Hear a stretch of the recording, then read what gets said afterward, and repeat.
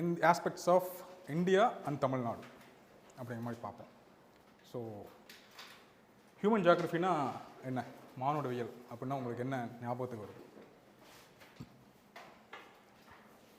First டைமர்ஸாக இப்படி already rounds முடிச்சிருக்கீங்களா? First timers fine. இருந்தாலும் ஹியூமன் ஜியாகிரஃபின்னா தெரியணும்.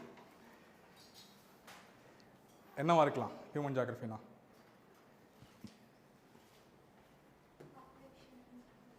எஸ், பாப்புலேஷன், மக்கள் தொகை. இந்த மக்கள் தொகை பற்றி நாம் தெரிஞ்சுக்கிறது எப்படி மக்கள்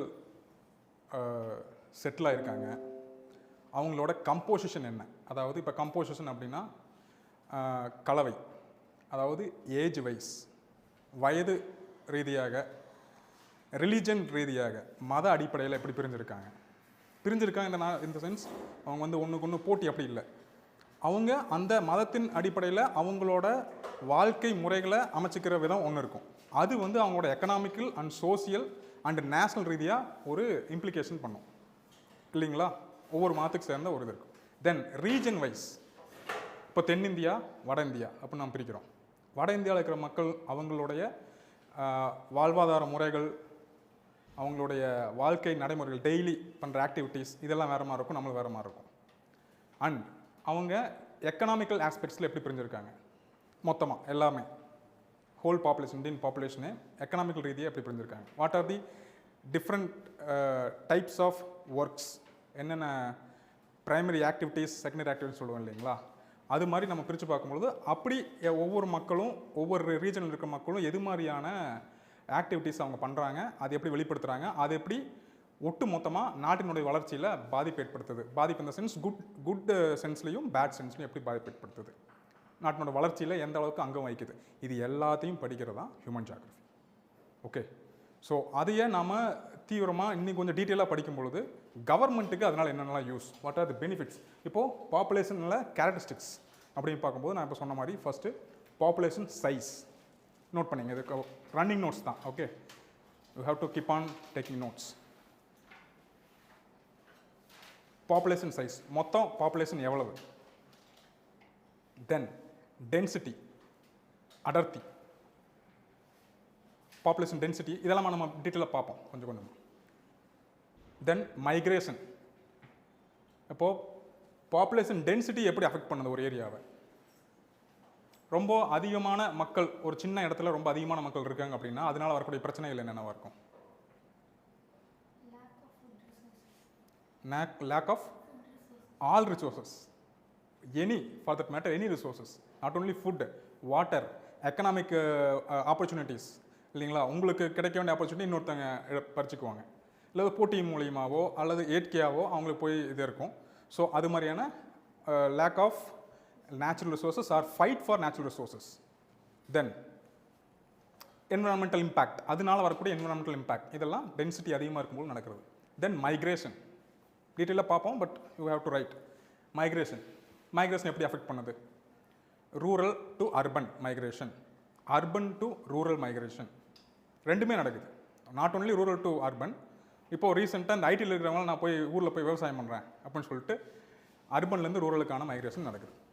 தென் மார்ட்டாலிட்டி, வாட் இஸ் மார்ட்டாலிட்டி? இறப்பு விகிதம். ஸோ இறப்பு விகிதம் எப்படி ஒரு பாப்புலேஷன் அஃபெக்ட் பண்ணும்? இறப்பு விகிதம் கம்மியாச்சுன்னா பாப்புலேஷன் சைஸ் இன்க்ரீஸ் ஆகும். ஸோ இந்தியாவில் இது ஒரு பிரச்சனை இல்லை, நம்மளுடைய மெடிக்கல் இம்ப்ரூவ்மெண்ட்ஸ் இன் தி மெடிக்கல் ஃபீல்டு, அதனால் இறப்பு விகிதம் ரொம்ப கம்மியாக குறைக்கப்பட்டிருக்கு. அதனாலேயே பாப்புலேஷன் அதிகமாக இருக்கிற மாதிரியான ஒரு பிம்பம் உருவாகுது. Okay, then natality. What is natality? Birth rate, simply birth rate, பிறப்பு விகிதம். ஸோ இந்தியாவில் இப்போ நம்ம இதில் ஒரு டைவர்ஜன்ஸ் இருக்குது. சவுத் இந்தியாவுக்கும் நார்த் இந்தியாவுக்கும் ஒரு பெரிய டைவர்ஜன்ஸ் இருக்குது நேட்டாலிட்டியில், அதாவது பர்த் ரேட்டில். சவுத் இந்தியாவில் இந்த பர்த் ரேட் அப்படின்னு குறைஞ்சிட்டே வருது. தமிழ்நாட்டில் பர்த் ரேட் நியர்லி 1.7 அப்படின்னா என்ன, like not 1.7, that fertility rate. Birth rate அப்படிங்கிறது ஒரு live birth for per 1000 woman. Okay, will see that one. Then age structure, இப்போ கொஞ்ச நேரத்துக்கு முன்னாடி சொன்ன மாதிரி ஏஜ் ஸ்ட்ரக்சர் படி எப்படி வந்து இதாகுது.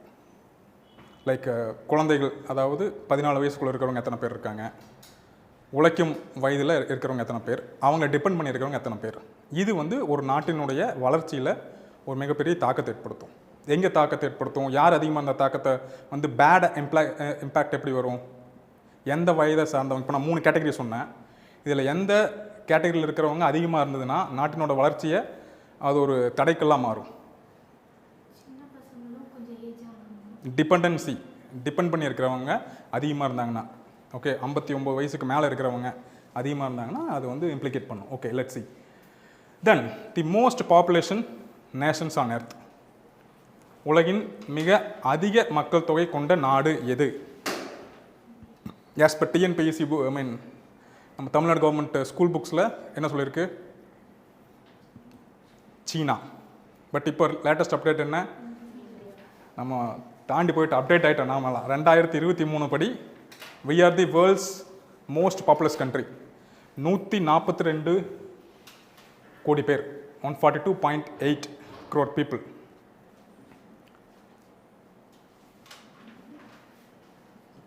So it will be like this only. இன்னும் ஃபர்தராக சைனாவில் அவங்களோட பாப்புலேஷன் வந்து டிமினிஷ் ஆகிட்டு குறைஞ்சிட்டே வருது. அவங்க எடுத்த அந்த பாப்புலேஷன் ரொம்ப அதிகமாக இருக்குது, பாப்புலேஷன் அதிகமாக இருக்குது ஒரு பிரச்சனை. ஸோ அதுக்கு அவங்க எடுத்த ஒன் சைல்டு பாலிசி, தெரியும், கேள்விப்பட்டிருக்கீங்க, ஒன் சைல்டு பாலிசி, குடும்பத்துக்கு ஒரே ஒரு குழந்தை அப்படிங்கிற அந்த பாலிசியோட இம்பாக்ட் ஒரு 30 வருஷம் அந்த பாலிசி வந்து கடைபிடிச்சிட்டு வராங்க. அதனோட இம்பாக்ட் இப்போ அங்கே தெரிய வருது. என்னென்னா ரீப்ளேஸ்மெண்ட் ரேஷியோ, ஒருத்தர் இறக்குறாங்க, ஒருத்தவங்க பிறக்கிறாங்க. ஓகே, அது வந்து அங்கே என்ன ஆகுதுன்னா 10 பேர் இறந்தால் ஒருத்தர் தான் பிறக்கிறாங்க. அப்படிங்கும்போது இறப்பு விகிதம் அதிகமாகிட்டே இருக்கும்போது பிறப்பு விகிதம் கம்மியாக இருக்கும்பொழுது பாப்புலேஷன் ரெடியூஸ் ஆகிட்டே இருக்கும். ஓகே, ஸோ இப்போ அவங்க ஒன் சைல்டு பாலிசியை எடுத்துட்டாங்க. திரும்பவும் வந்து பாப்புலேஷன் இன்க்ரீஸ் பண்ணணும் அப்படிங்கிறதுக்காக they are helping supporting people. Because இப்போதைக்கு அது வந்து பெரிய இஷ்யூவாக தெரியாது. பட் இன்னொரு 30 இயர்ஸ் 40 இயர்ஸ் ஆகும்பொழுது அந்த டிபெண்ட் இருக்கிற பீப்புளோட ஏஜ் வந்து ரொம்ப அதிகமாக இருக்கும். அப்போது உழைக்கும் வர்க்கத்தில் யாரும் இருக்க மாட்டாங்க. அப்போ அந்த நாடோட எக்கானமியே வந்து மிகப்பெரிய கேள்விக்குறியாகும். Okay, so that is bad impact of one child policy. But still பார்த்துங்க, இது வந்து 2 முனை கொண்ட கத்தி மாதிரி பிரச்சனை. பாப்புலேஷன் அப்படிங்கிறது ரொம்ப அதிகமாக இருக்கக்கூடாது, ரொம்ப கம்மியாக இருக்கக்கூடாது, replacement ratio. So this is about the fact. So how much big we are, India அப்படிங்கிறது எவ்வளோ பெருசு அப்படிங்கிறத நம்மளால் 142 கோடி பேர் அப்படின்னா உங்களால் இமேஜின் பண்ண முடியாது. 142 கோடி அப்படின்னா என்ன, நம்ம மைண்டில் வந்து அந்த பிக்சரை பார்த்ததில்லை அப்படின்னா நம்ம புரிஞ்சிக்க முடியாது. அது புரிஞ்சுக்கிறதுக்கு ஒரு சின்ன எடுத்துக்காட்டு.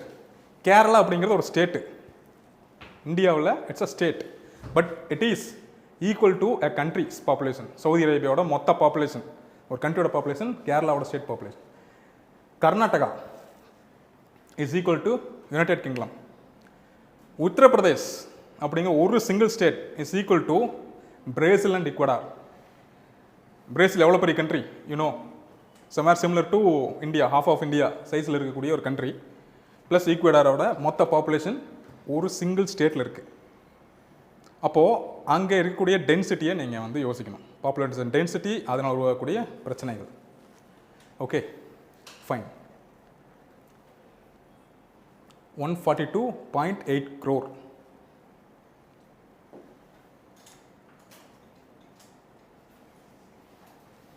Yes, this is population density. So what is the formula for calculating population density? Number of people divided by land area. Simply மொத்த மக்கள் தொகை எதையால் வகுக்கணும், மொத்த பரப்பளவு, நாட்டினுடைய மொத்த பரப்பளவில் வகுத்திங்கன்னா that is population density. So வேர்ல்டில் இருக்கக்கூடிய மொத்த பரப்பளவில் அல்லது நிலப்பகுதியில் இந்தியா எவ்வளவு சதவீதத்தை பிடிச்சிருக்கு? 2.4% தி total area. But what is the population? 17.5%. Okay, மொத்த வேர்ல்டோட மொத்த பாப்புலேஷன் எவ்வளோ? தோராயமாக எவ்வளோ இருக்கலாம்? கேள்விப்பட்டிருப்பீங்க, பழைய டேட்டாவாக இருந்தாலும் பரவாயில்ல. எவ்வளோன்னு கேள்விப்பட்டிருக்கீங்க? 800 கோடி பேர் முன்ன பின்ன. ஓகே, 800 கோடிங்கிறது முன்ன பின்ன. மொத்த பாப்புலேஷன் 800 கோடி. இந்தியாவோட பாப்புலேஷன் எவ்வளோ? 142. அப்போது கிட்டத்தட்ட 7ல் ஒருத்தர் இந்தியர். பட் ஆஸ் பர் தி கண்ட்ரிஸோட லேண்ட் ஏரியாவில் இட் இஸ் ஜஸ்ட் 2. ஓகே, அப்படிங்கும்போது இந்த சின்ன பகுதியில் இத்தனை பேர் மக்கள் இருக்கிறது அப்படிங்கிறது naturally it is creating a problem which is a highly densely populated country in the world. So average density of India is 382 persons per square kilometer. இது வந்து ஆவரேஜுங்கும் போது பார்க்குற கம்மியாக தெரியும். ஒரு பர் ஸ்கொயர் கிலோமீட்டருக்கு 382 பேர். இது பிரச்சனை இல்லை, ஏன்னா மொத்த இந்தியாவையும் நாம் வந்து பரப்பளவை நாம் எடுத்து கால்குலேட் பண்ணுறோம். பட் இந்தியர்களோட இங்கே எப்படி இது வந்து பிரச்சனை ஆகுது அப்படின்னா, எப்படி வந்து இந்த பாப்புலேஷன் செட்டில் ஆகிருக்கு அப்படிங்கிறதும் ஒரு பிரச்சனை. எல்லாம் ஏகத்துக்கு பரவி இருக்கும், 142 கோடி பேரும் சரிசமமாக அந்தந்த ஸ்டேட்டில் வந்து பரவி இருக்காங்க அப்படின்னா பிரச்சனை இல்லை. பட் அப்படி இருக்கா? ரியாலிட்டியில் அப்படி இருக்கா?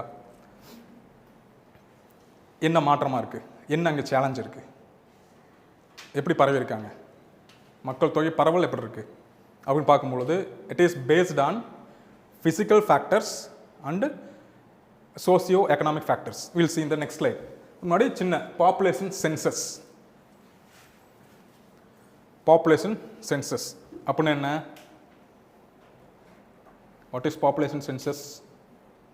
கணக்கெடுப்பு. என்னென்ன பண்ணுறாங்க? ஒரு குறிப்பிட்ட காலத்தில், ஓகே, ஒரு குறிப்பிட்ட காலத்தில் in a certain period, specific period, taking into account of பொருளாதார சமூக புள்ளி விவரங்களை சேகரித்தது. சோசியோ எக்கனாமிக் ஃபேக்டர்ஸை கால்குலேட் பண்ணுறது. they are calculating, they are collecting, calculating and implementing, planning and policy making. Okay, ஒரு குறிப்பிட்ட காலகட்டத்தில் ஸ்பெசிஃபிக் டைம் பீரியடில் மக்களினுடைய demography and socio economic factors. Demographic அப்படின்னா என்ன? நம்ம சொன்ன மாதிரி age factor, religion factor, region factor, gender factor, இது எல்லாத்தையும் கணக்கில் எடுத்துக்கிறது தான் டெமோகிராஃபி.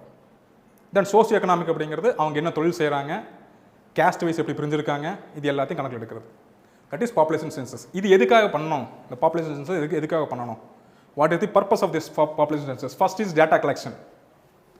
அக்யூரேட்டாக எத்தனை பாப்புலேஷன் இருக்காங்க அப்படிங்கிறத நாம் எடுக்கணும். அதில் size, distribution and characteristic feature of the population அதை நாம் கணக்கில் எடுக்கணும். எதுக்கு? ரிசோர்ஸ் அலோகேஷன் இல்லைங்களா? அப்போது மக்கள் குழந்தைகள் அதிகமாக இருக்கிறாங்க ஒரு ஸ்டேட்டில் அல்லது ஒரு ஏரியாவில் குழந்தைகள் அதிகமாக இருக்காங்க அப்படின்னா, அப்போ அந்த குழந்தைகளை நோக்கி நாம் என்ன மாதிரியான திட்டங்கள் வகுக்கணும் அப்படிங்கிறத நம்ம முன்னெடுக்கிறதுக்கு இது யூஸ்ஃபுல்லாக இருக்கும் இல்லைங்களா? சும்மா நாம் வந்து இவங்களுக்கு இந்த பாலிசி போடுவோம், இந்த பாலிசி இம்ப்ளிமெண்ட் பண்ணுவோம்னு நம்ம சொல்ல முடியாது. யாருக்கு என்ன தேவையோ, அந்த இடத்துல இருக்கிறவங்களுக்கு என்ன தேவையோ, என்ன வந்து பிரச்சனை இருக்கோ அதை சால்வ் பண்ணுறதுக்கு நாம் இம்ப்ளிமெண்ட் பண்ணுறதுக்கு நமக்கு ஃபஸ்ட்டு டேட்டா தேவை. So that is resource அலோகேஷனுக்காக.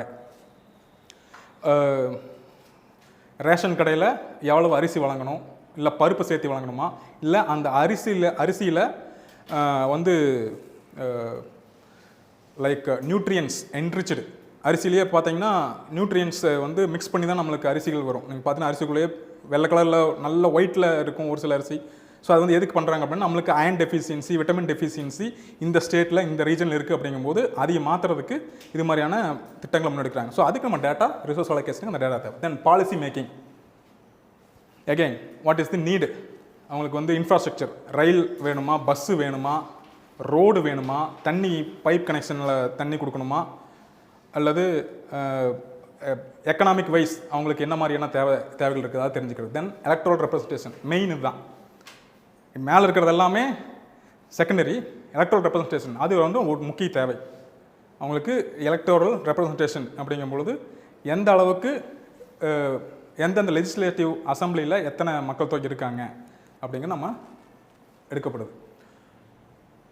தென் என்னென்ன டேட்டாவில் கலெக்ட் பண்ணுறாங்க? டீமோகிராஃபிக் இன்ஃபர்மேஷன் நோட் பண்ணியிருப்பீங்க. Age, sex, marital status, household composition. Okay, ஒரு வீட்டில் எத்தனை பேர் இருக்காங்க, அவங்களோட ஏஜ் ஸ்ட்ரக்சர் என்ன. Then social information. Social information in the sense படிப்பறிவு, எஜுகேஷன், தொழில்,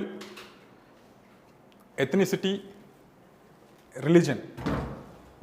மதம், இனம், தொழில், இதை பற்றினது. Then economic information, employment status, income and housing conditions.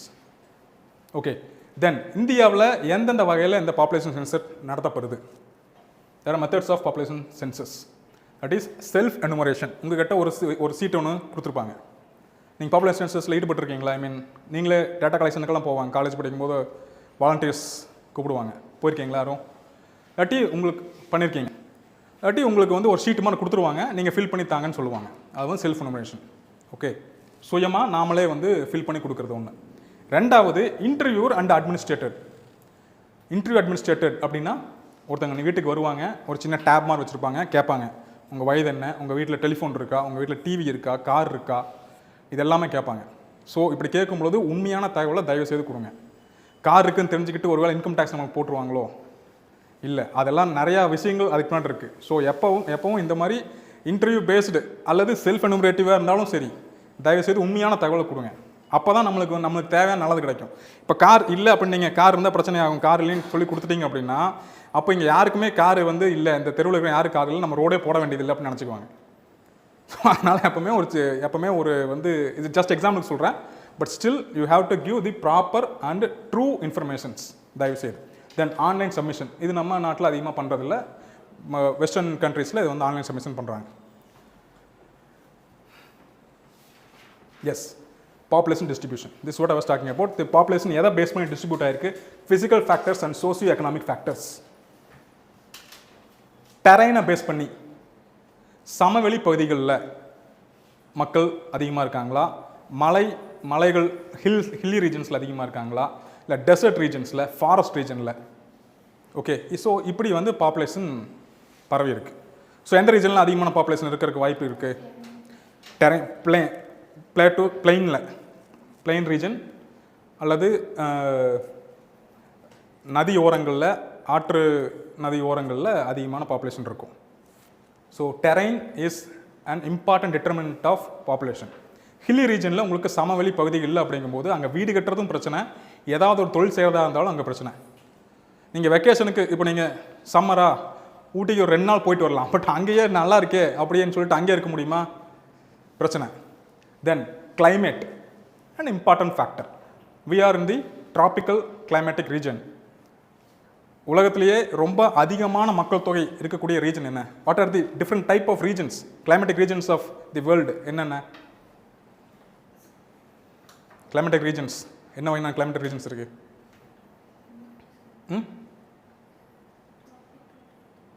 எடுத்துனோம் டிராபிக்கலா, 0லேருந்து ஆரம்பிங்க, லேட்டிடியூட் வைஸ் அப்படியே வாங்க. What is 0 degree? ஈக்குவேட்டர். அது ஈக்குவேட்டர்னு சொல்லிட்டா, ஈக்குவட்டோரியல் ரீஜன், தென் டிராபிக்கல் ரீஜன், தென் டெம்பரேட் ரீஜன், தென் போலார் ரீஜன். இதில் எந்த பகுதியில் எந்த ரீஜனில் மக்கள் தொகை மிக அதிகமாக இருக்குது? இல்லை எந்த எந்த எந்த ரீஜனில் வந்து ரொம்ப அதிகமாக வெயில் அடிக்கும்?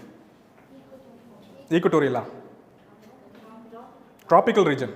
ஈக்குவட்டோரியலில் வெயில் அடிக்கிற மாதிரி தெரியும், 365 நாளும் அங்கே சூரியன் வரும். எஸ், உண்மை. பட் ஆனால் கரெக்டாக 3 மணி அல்லது 4 மணி அளவில் அங்கே மழை பெய்யும், 365 நாள் மழை பெய்யும். அப்படிங்கும்போது அங்கே வந்து அந்த வெயிலின் தாக்கமாவது குறைஞ்சிட்டே இருக்கும். பட் டிராபிக்கல் ரீஜன்ஸில் அப்படி இல்லை, அப்படிலாம் மழை பெய்யாது. நீங்கள் சாமி கும்பிட்டு கெடா வெட்டினா தான் மழை பெய்யும்.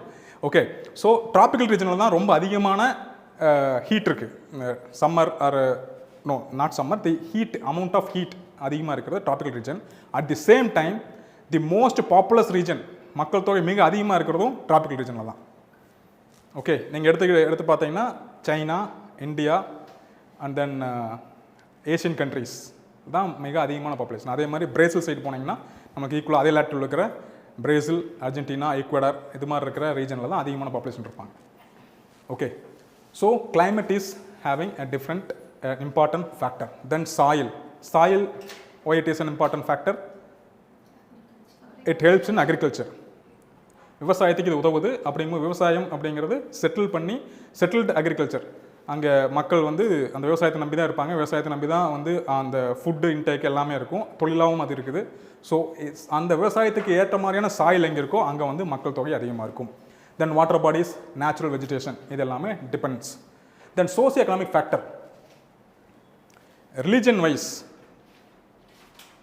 மக்கள் பிரிஞ்சிருக்காங்களா? இது வந்து வேர்ல்டு லெவலில் எடுத்துங்க. இந்தியா லெவலில் இதெல்லாம் நம்ம வந்து ஒன்றா தான் கூடி தான் இருக்கோம்.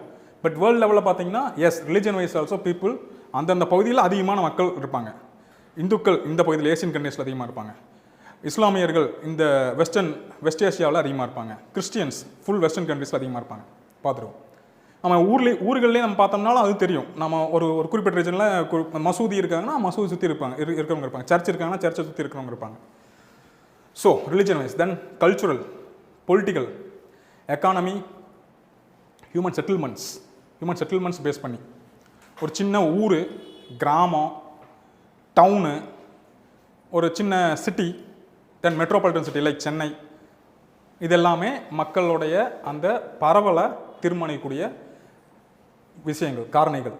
தென் டிரான்ஸ்போர்ட், இண்டஸ்ட்ரியலைசேஷன் ரொம்ப முக்கியமானது. இண்டஸ்ட்ரியை பேஸ் பண்ணி மக்கள் தொகை பரவல் அப்படிங்கிறது ரொம்ப முக்கியமாக தீர்மானிக்கப்படுது. Then employment opportunities. Okay, then coming to the fact. Okay, இதெல்லாம் நீங்கள் வந்து மனசில் வச்சு இப்போ சொன்ன இதெல்லாமே டிஸ்கஸ் பண்ணுறோம். ஏன்னா கொஸ்டின் கேட்கும்போது இது மூலியமாக நீங்கள் ஆன்சர் வந்து டெரைவ் பண்ண முடியும். Okay, you have to keep everything in the memory. Highest populous union டெரிட்டரியில் ரொம்ப அதிகமான மக்கள் தொகை இருக்கக்கூடிய யூனியன் டெரிட்டரி எது? Delhi. Least populous union territory எது? அந்தமான் அண்ட் நிக்கோபார். முன்னாடி லட்சத்தீவு இருந்துச்சு, but now it is Andaman Nicobar. Highest populous state, முன்னாடி உத்தரப்பிரதேசம் இருந்தது, அதையும் தாண்டி அடித்து தூக்கிட்டு வந்துட்டாங்க Bihar is number 1. Least populous state, மிகவும் குறைவான மக்கள் தொகை கொண்ட பெரிய மாநிலம் Arunachal Pradesh. Highest urban population in India, நகரங்களிலே அதிகமாக மக்கள் வாழக்கூடிய மாநிலமாக எது இருக்கிறது? Maharashtra. Lowest urban population take into account of state and union territory, it is Lakshadweep. Highest rural population in India, Uttar Pradesh. Lowest rural population in India, Lakshadweep. Yes. Then population growth.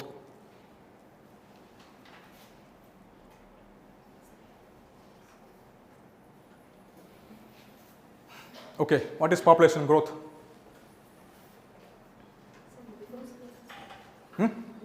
Before slide.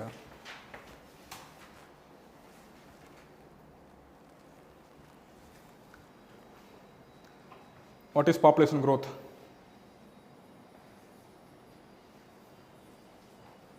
Increase or decrease of population in an area in a specific time period. Increase அதாவது மக்கள் தொகை பெருகிறது அல்லது குறைவது ஒரு குறிப்பிட்ட இடத்துல குறிப்பிட்ட காலகட்டத்தில் நடக்கிறது தான் பாப்புலேஷன் growth.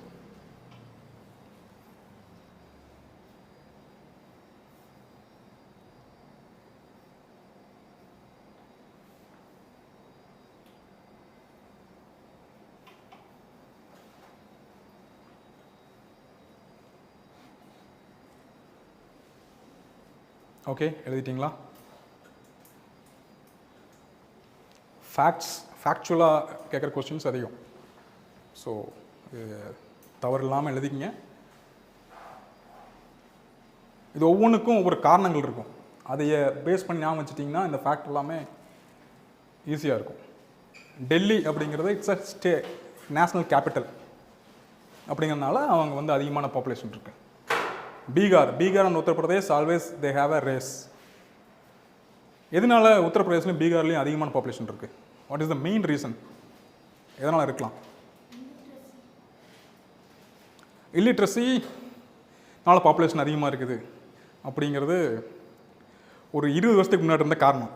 அது வந்து ஒரு 5வது காரணமாக எடுத்துக்கிறேன். So 5th point. First point நாம் டிஸ்கஸ் பண்ணோம். இப்போ கொஞ்ச நேரத்துக்கு டிஸ்கஸ் பண்ணோம். இப்போ வந்து லிட்ரஸி, அதாவது கவர்மெண்ட் எடுத்த அவேர்னஸ் ப்ரோக்ராம்ஸ்னால அவங்களுக்கு பாப்புலேஷன் அதிகமாக இருக்குன்னா என்னென்ன பிரச்சனை வருதுங்கிறது புரிஞ்சுருக்காங்க. அதை தவிர்த்து ஃபஸ்ட்டு பாயிண்ட் என்னவாக இருக்கும்? சிம்பிள். என்ன கொஞ்ச நேரம் டிஸ்கஸ் பண்ணலாம். என்ன? Agriculture, soil, water availability, natural factor இல்லைங்களா, கங்கை நதி, அது கொண்டு வர தினம் தினம் கொண்டு வந்து சேர்க்கக்கூடிய புதிய வண்டல் மண். அப்படிங்கும்போது அந்த அக்ரிகல்ச்சர் நீங்கள் எவ்வளோ தான் அக்ரிகல்ச்சர் பண்ணாலும் அந்த சத்தான மண் இருந்துக்கிட்டே இருக்கும். ஒவ்வொரு மழை காலத்துலேயும் மண் வந்து ரெஃப்ரெஷ் ஆகிட்டே இருக்கும் அவங்களுக்கு. ஓகே, அப்படிங்கும்போது அவங்க விவசாயம், ஐ மீன் சாப்பாட்டுக்கு அவங்களுக்கு பிரச்சனை இல்லை, எதிர்காலத்தை நோக்கின பயம் இல்லை. Compounding factor of illiteracy and many other factors. Primary factor is the agriculture or the Samaveli plain. Okay. Then Arunachal Pradesh, அதுக்கு காரணம் அங்கே வந்து லீஸ்ட் பாப்புலேஷன் இருக்கிற காரணம் இது terrain. It's a hilly region. நீங்கள் அங்கே வந்து ஒரு 10 கிலோமீட்டர் நீங்கள் ட்ராவல் பண்ணணும் அப்படின்னா கிட்டத்தட்ட 4 மணி நேரம் ஆகும் அருணாச்சல பிரதேசில். பிகாஸ் மலை ஏறி இறங்கி பார்த்தோன்னா 10 கிலோமீட்டர், பட் இறங்கி ஏறணும். ஓகே, ரொம்ப வந்து டெரைன் வந்து ரொம்ப டிஃப்ரெண்ட்டாக இருக்கும். Then Maharashtra, highest urban population in India என்னவாக இருக்கும்? மும்பை, புனே. சரிங்களா? இப்போ எப்படி நம்ம வந்து சென்னை, பெங்களூர் எத்தனை கிலோமீட்டர்? ஒரு 300 கிலோமீட்டர் டிஃப்ரென்ஸ் இருக்குது. மும்பைக்கும் பூனேக்கும் ஒரு 150 to 200 கிலோமீட்டர் டிஃப்ரென்ஸ் தான் இருக்கும். ஸோ அதே மாதிரி இப்போது இன்னொரு 20-30 இயர்ஸில் சென்னை அண்ட் பெங்களூர் ஜாயின் ஆகிடும். இப்போ நீங்கள் போய் பூனேவும் மும்பையும் பார்த்தீங்கன்னா ரொம்ப தூரத்தில் இருக்கிற மாதிரி இருக்கும். ஆனால் நீங்கள் ஒரு கார் எடுத்துகிட்டு பூனேலேருந்து மும்பை நோக்கி போனீங்கன்னா ஃபுல்லாக சிட்டியாக தான் இருக்கும். இடையில வந்து ஒரு வில்லேஜ், அதுக்கப்புறம் எதுவுமே இருக்காது, அதுக்கப்புறம் வந்து ஒரு சின்ன டவுன் வரும், அதுக்கப்புறம் வந்து திரும்ப சிட்டி ஸ்டார்ட் ஆகும். அப்படிலாம் இல்லை, நீங்கள் எடுத்திங்கன்னா ஃபுல்லாக வந்து சிட்டியே தான். பிகாஸ் அந்தளவுக்கு பாப்புலேஷன் இன்க்ரீஸ் ஆகிருக்கு. Maharashtra, then Lakshadweep, you know it is an island. Uttar Pradesh and Lakshadweep. Okay, fine. Population growth.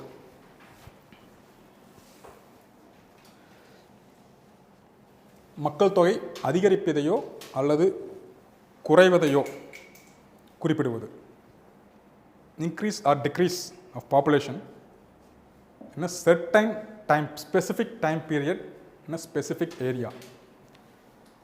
This is determined by two factors, mainly two factors. One is birth rate and another is death rate. What is birth rate? Just take this one. இது எழுதிங்க, அந்த difference மாதிரி சொல்லியிருக்கேன்ல அதை எழுதுங்க. Because அதில் ஒரு இம்பார்ட்டண்டான ஒரு பாயிண்ட் இருக்குது. What is birth rate?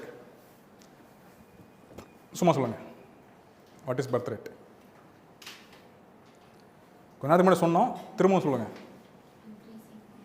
increasing of. Okay, அது வந்து population growth. Birth rate number of births இல்லை, நம்பர் ஆஃப் லைவ் பர்த்ஸ். குழந்தை பிறக்கும் பொழுது உயிருடன் இருக்கணும், அதை கணக்கில் எடுத்துக்கிறது தான் பர்த் ரேட். பிகாஸ் இதில் வந்து சின்ன ட்விஸ்ட் வைப்பாங்க டிஎன்பிஎஸ்சியில். தே மே கிவ் சம் ட்விஸ்ட். உயிருடன் பிறக்கும் குழந்தையின் விகிதம், பிறக்கும் குழந்தையின் விகிதம். நம்ம டக்குன்னு பார்த்தோன்னே பிறக்கும் குழந்தை அந்த உயிருடன் இருக்கும், அதை வந்து டியில் வச்சுருப்பாங்க ஆப்ஷன். பிறக்கும் குழந்தை விகிதம் 7 வச்சுருப்பாங்க. இதான கரெக்ட் அப்படின்னு பண்ணிட்டு போயிடுவோம்.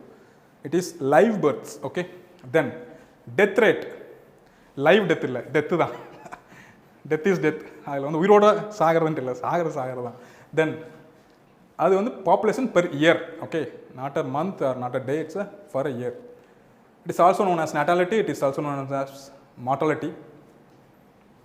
Contribution for population growth, contribution for decrease in population. Immigration and emigration. Immigration na what is immigration? Migration தெரியும், அதனால immigration, emigration. Immigration na திரும்ப அங்கிருந்து இங்கே வரதில்லை, நம்ம இருக்கிற இடத்துலேருந்து தான் நம்ம சொல்லணும். அதாவது புதுசாக உள்ளே வர்றவங்க, அது வந்து இமிக்ரேஷன். ஓகே, இமிக்ரேஷன் நீங்கள் இதில் ஏர்போர்ட்லாம் பார்த்தீங்கன்னா இமிக்ரேஷன் சர்டிஃபிகேட்டு, அது வந்து லைசன்ஸ் ஒன்று வாங்கணும் அப்படின்னு சொல்லுவாங்க. புதுசாக உள்ளே வர்றவங்க அப்படிங்கிறது இமிக்ரேஷன். எமிக்ரேஷன் அப்படிங்கிறது இருக்கிற இடத்துலேருந்து வெளியே போகிறவங்க. ஓகே, வெளியேறுதல், உள் புகுதல், வெளியேறுதல். Immigration and emigration. தமிழ்நாட்டில் என்ன பிரச்சனை இருக்குது? ஐ மீன் தமிழ்நாட்டில் என்ன ஃபேக்டர் இருக்குது? அது பிரச்சனையை எடுத்தோன்னு பிரச்சனை சொல்லக்கூடாது. என்ன மாதிரியான ஃபேக்டர் தமிழ்நாட்டில்? இமிக்ரேஷனா எமிக்ரேஷனா? எமிக்ரேஷன் இல்லையா? நீங்கள்லாம் சென்னை சார்ந்தவங்க தான் நீங்கள் எல்லாருமே, இல்லை ஊர்லேருந்து கிளம்பி வந்து இங்கே ஹாஸ்டலில் தங்கி படிக்கிறீங்களா? அதுவே எமிக்ரேஷன் தான். கரெக்டாக? உங்களோட கிராமங்கள்லேருந்து, டவுன்லேருந்து, சிட்டியிலேருந்து, வேற ஒரு ஊர்லேருந்து இங்கே மைக்ரேட் ஆகி வந்திருக்கீங்க. ஓகே, நம்ம எடுத்தோன்னே எமிக்ரேஷன்னா ஒன்று பீகார், உத்தரப்பிரதேஷ் இங்கே தேவையில்லாமல் இன்ஃப்ளேட்டட் ஆகிறாங்க அப்படின்னு நம்ம சொல்ல முடியாது. It happens because of the factors, இல்லையா? நாமளும் வெளியேறோம். தமிழ்நாட்டு மக்கள் வெளியேற ஆரம்பித்து ஒரு 10-20 வருஷம் ஆச்சு. இங்கே பெங்களூரை நோக்கியும் வெளிநாடுகளை நோக்கியும் நிறைய மைக்ரேட் ஆகிட்டே இருக்காங்க. அப்படிங்கும்போது இங்கே அந்த அடிப்படையான வேலைகளை செய்கிறதுக்கான ஆட்களினுடைய இந்த இது வந்து குறைய ஆரம்பிக்குது. அப்போ அந்த இடத்த ஃபில் பண்ணுறதுக்கு ஆட்கள் வர்றாங்க, இல்லைங்களா? நீ எவ்வளோ வேலை செய்கிற? 500 ரூபாய்க்கு, நான் 100 ரூபாய்க்கு, எங்கள் மாமா வருவார் 50 ரூபாய்க்கு வேலை செய்வார், அப்படிங்கிற மாதிரி இட் ஹேப்பன்ஸ். ஓகே, இமிக்ரேஷன் அப்படிங்கிறது இஷ்யூ ஆகும் எப்போ அப்படின்னா, வென் அந்த இமிக்ரேட் ஆகிற பீப்புள் இங்கே இருக்கிற கல்ச்சருக்கும் இங்கே இருக்க டைவர்சிட்டிக்கும் அவங்களோட கல்ச்சர் டைவர்சிட்டிக்கும் ஒத்து வரல அப்படிங்கும்போது ஒரு சின்ன சின்ன பிரச்சனைகள், சலசலப்புகள் உண்டாகும். பட் இது வந்து ஓவர் கம் பண்ணுறது தான் கவர்மெண்ட்னுடைய வேலை. அவங்க அது சிறப்பாக செஞ்சுட்டே இருக்காங்க. Emigration it happens because of emigrate ஆகிறதுக்கு முக்கியமான காரணம் employment and economic factors. Then this is something important. தெரியுதில்ல அங்கேருந்து பார்க்குறதுக்கு? ஃபாஸ்ட்டாக நோட்ஸ் எடுத்துக்கங்க. இதுலேருந்து சிம்பிளாக இருக்கிற மாதிரி இருக்கும். பட் இது அப்படியே எடுத்துக்கணும்னு அவசியம் இல்லை. நான் இது ஸ்லைடை ஷேர் பண்ணிடுவேன். பட் நீங்கள் எழுதுங்க, ஷார்ட் ஃபார்ம் எழுதுங்க. பாப்புலேஷன் கம்போசிஷன், இது நீங்கள் குரூப் 2ல் குரூப் 1ல் மெயின்ஸில் எழுதும்போது இந்த ஆஸ்பெக்டில் உங்களுக்கு ஒரு பாயிண்ட் கிடைக்கல அப்படின்னா இந்த ஹெட்டிங்கில் யோசிச்சிங்கனாலே உங்களுக்கு பாயிண்ட் வந்துடும் ஆட்டோமேட்டிக்காக. ஓகே, ஸோ அதுக்காக அட்லீஸ்ட் அந்த ஹெட்டிங் மட்டுமாவது எழுதுங்க. இந்த ஷார்ட் ஃபார்மில் age structure, age distribution, dependency ratio அப்படின்னு போட்டிருக்குமா, அதை எழுதுங்க. The proportion of population in different age groups, that is children, working age adults and elderly. Dependency ratio, so குழந்தைகளும் வயதானவர்களும் உழைக்கும் வயதினுடைய மக்களை நம்பி எத்தனை பேர் இருக்காங்க அப்படிங்கிறது தான் டிபெண்டன்சி ரேஷியோ. ஓகே, இது இந்தியாவை பொறுத்த வரைக்கும் ரொம்ப கம்மியாக தான் இருக்குது. பிகாஸ் இங்கே உழைக்கும் மக்கள் அதிகமாக இருக்காங்க, அந்த வயதினுடைய மக்கள் அதிகமாக இருக்காங்க. அப்படிங்கும்போது இங்கே பிரச்சனை இல்லை. பட் இதே வெஸ்டர்ன் கண்ட்ரீஸில், ஜப்பானில் எல்லாம் ரொம்ப வித்தியாசமாக இருக்குது. உழைக்கும் வயதினுடைய மக்களே வந்து 70 வயசில் இருக்கிறவங்க உழைக்கும் வயதினுடைய மக்களே. அப்போ அவங்களுக்கு அவங்களே செல்ஃப் டிபெண்ட்டாக இருக்க வேண்டிய சூழ்நிலை. வெஸ்டர்ன் கண்ட்ரீஸில் இது ரொம்ப அதிகமாக இருக்குது. அங்கே ரீப்ளேஸ்மெண்ட் ரேஷியோ அப்படிங்கிறது வந்து ரொம்ப கம்மி, 1க்கும் கீழே தான் அந்த ரீப்ளேஸ்மெண்ட் ரேஷியோ. அப்போ அவங்களோட பாப்புலேஷன் ரொம்ப டிராஸ்டிக் குறை. இன்னும் 20-30 வருஷத்தில் புதுசாக குழந்தைகள் பிறக்கிறதே ரொம்ப அரிதாயிடும் வெஸ்டர்ன் கண்ட்ரீஸில். ஸோ அதனால நாம் அங்கே போய் ஃபீல் பண்ணிகிட்ருக்கோம். இந்தியன்ஸ், சைனீஸ், மிக முக்கியமாக சைனீஸ், அவங்க வந்து 30 வருஷத்துக்கு முன்னாடி ஸ்டார்ட் பண்ணிட்டாங்க. சைனீஸ் எல்லாம் they migrate to these western countries. Indians இப்போ கொஞ்சம் கொஞ்சமாக ஒரு வீடு காலியாகுது, மொத்தமாக அங்கே யாருமே இல்லை. சரி, நாமளும் போய் அந்த நாட்டினுடைய வளர்ச்சிக்கு நாமளும் பாடுபடுவோம். ஓகே, ஒரு 30-40 இயர்ஸில் மொத்தமாக இந்தியன்ஸ் தான் எல்லா பக்கம், இந்தியன் சைனீஸ் தான் எல்லா பக்கமும் இருப்பாங்க. Then sex composition, the number of males per 100 females in the population. No, that is 1000 females. சின்ன மிஸ்டேக் இருக்குது. that is 1000 females, that is sex ratio.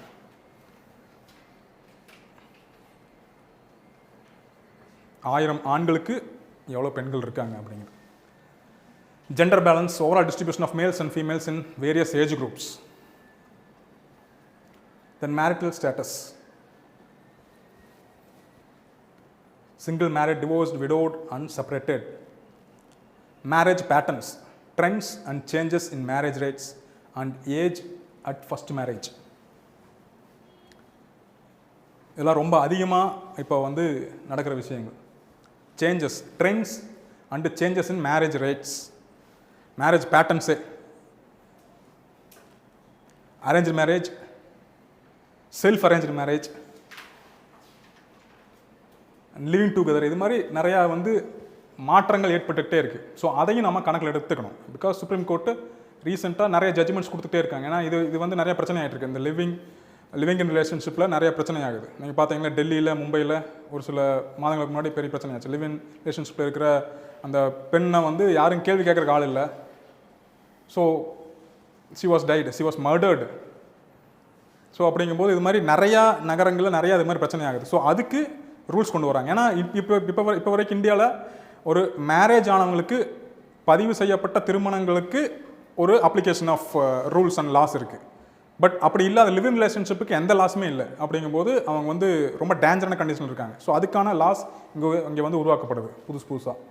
So அதை வந்து அப்பப்போ நோட் பண்ணிகிட்டே இருக்கும். தென் எத்னிசிட்டி அண்ட் ரேஸ், இன ரீதியாக ஜாதி ரீதியாக மக்கள் எப்படி பரவி இருக்காங்க. Education level,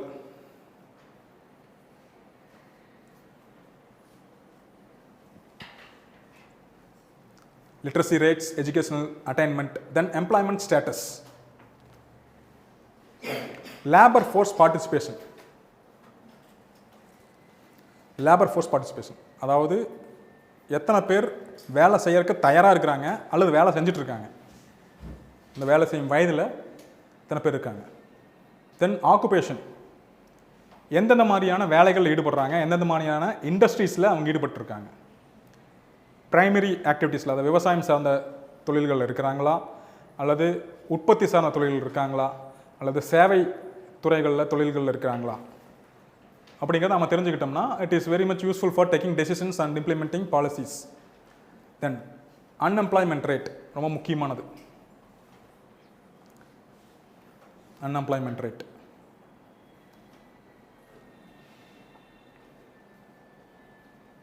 then income and economic status, income distribution. ஒவ்வொரு குடும்பமும் அல்லது தனி மனிதரும் எந்த அளவு வருமானம் ஈட்டுறாங்க. 5 லட்சம் வருடத்துக்கு 5 லட்சம் வருமானம் ஈட்டக்கூடிய மக்கள் எவ்வளோ பேர் இருக்காங்க. 2 லட்சத்துக்கும் கம்மியாக வருமானம் ஈட்டக்கூடியவங்க எத்தனை பேர் இருக்காங்க. 10 லட்சத்துக்கும் அதிகமாக வருமானம் ஈட்டக்கூடியவங்க எத்தனை பேர் இருக்காங்க. இந்த டேட்டாவை தெரிஞ்சுக்கிறதுனால என்ன பயன்?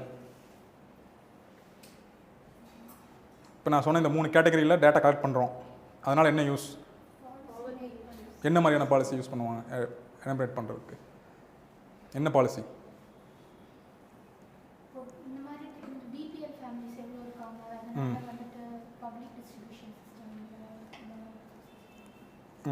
ஓகே, அது பாலிசிஸ். அது இம்ப்ளிமெண்ட் பண்ணுறதுக்கு எப்படி இம்ப்ளிமெண்ட் பண்ணுவாங்க? Public distribution system. ஓகே, அரிசி எத்தனை ரூபாய்க்கு போடுறாங்க தமிழ்நாட்டில்? சர்க்கரை எவ்வளோ ரேஷன் கடையில்? 25. அரிசி ஃப்ரீ. ஓகே, ஃப்ரீயாக எப்படி கொடுக்க முடியுது? அது கவர்மெண்ட்னால எப்படி ஃப்ரீயாக அரிசி கொடுக்க முடியும்? 25 ரூபாயா சர்க்கரையினுடைய சர்க்கரை உற்பத்தியோட காஸ்ட் என்ன வரும்? வெளியே சர்க்கரை எவ்வளோ? ப்ரைவேட்டில் சர்க்கரை எவ்வளோ? 45. அப்போ கவர்மெண்ட் 25 ரூபா கொடுக்குது, 20 ரூபா யார் கொடுக்குறா? நான் என்ன கேட்க வரேன்னா இன்கம் டேக்ஸ், அதான் கேட்க வரேன்.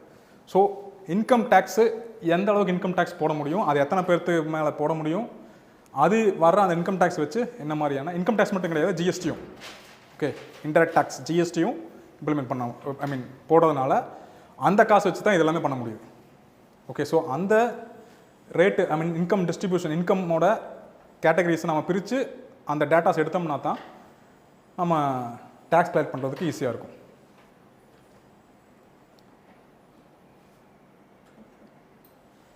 ஓகே, தென் பாவர்ட்டி லெவல்ஸ், வறுமை கோட்டுக்கு கீழே எவ்வளோ பேர் இருக்காங்க அப்படிங்கிறது தெரிஞ்சுக்கிறதும் ரொம்ப முக்கியம். Then household composition, family structure,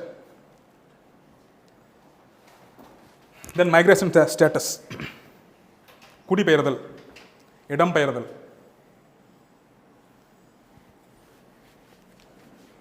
எங்கே பிறக்கிறாங்க, then internal migration and international migration, உள்நாட்டு இடம்பெயர்தல், வெளிநாட்டு இடம்பெயர்தல், அதையும் நம்ம அக்கௌண்ட்டில் எடுத்துக்கணும். Urban rural distribution, religion and health status, ரொம்ப முக்கியமானது.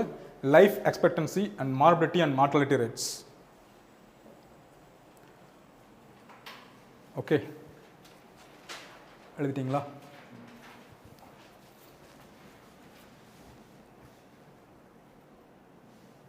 India's population composition fact. There may be small changes in the percentage, but this is actually general இதுதான் population composition. That is 0 to 14 years இருக்கிறவங்க 26%. உழைக்கும் வயதில் இருக்கிறவங்க 15 to 59 வயசில் இருக்கிறவங்க 63%. 60 plus years 11%. சின்ன சின்ன மாறுதலுக்கு இருக்கும், இது வந்து மாறிட்டே இருக்கும், பட் ஜென்ரலாக தெரிஞ்சு வச்சுக்கோங்க. Then fine sex ratio, number of females per 1000 males. It was 1951 it is 946 females. Now it is improved to 1020. 2011 தான் அஃபிஷியல் சென்சஸ் நம்மகிட்ட இருக்கிற டேட்டா. பட் அதுக்கப்புறம் 2021 சென்சஸ் எடுத்தாச்சு, பட் இன்னும் அஃபிஷியலாக அது வந்து வெளியிடல. ஓகே, ஸோ பட் சம் அந்த செக்ஸ் ரேஷியோ அப்படிங்கிறது நம்மளுக்கு தெரிய வந்திருக்கு. அதை வந்து ஒரு குறிப்பிட்ட டேட்டாஸ் மட்டும் வெளியிட்டிருக்காங்க, ரொம்ப இம்பார்ட்டன்ட் டேட்டாஸ். அதில் 1020. Then literacy rate, male female literacy rate. Now மட்டும் எழுதிங்க, தென் முன்னாடி இருக்கிறது வேண்டாம். இது வந்து கம்பேரிட்டிவாக காமிச்சது. மேல் 84%, ஃபீமேல் டிராஸ்டிக்லி இம்ப்ரூவ்டு டு 72%. ரொம்ப முக்கியமானது, கொஸ்டின்ஸ் கேட்குறதுக்கு வாய்ப்புள்ள area. Child sex ratio. Okay, child sex ratio means 0 to 6 years. இது வந்து 2011 டேட்டா. 2011 படி அப்படின்னு எழுதிங்க. டாப் 5 ஸ்டேட்ஸ் சைல்டு செக்ஸ் ரேஷியோவில் number 1 state Arunachal Pradesh.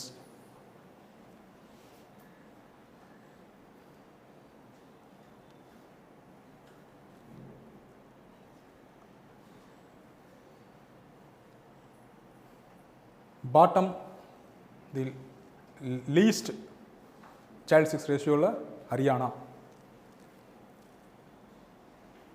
Number 1 ஐ மீன் ஃபஸ்ட்டு வந்து அருணாச்சல் பிரதேஷ், லாஸ்ட் வந்து Haryana. This data is about largest state and smallest state. இந்த சின்ன மாற்றம் இருக்குது. பீகார் நம்பர் 1, லாஸ்ட்டு லட்சத்தீவு. ஃபைன், எல்லாமே எழுத வேண்டியதில்லை, ஜஸ்ட் 2 மட்டும் எழுதி. First 2, last 2. Okay,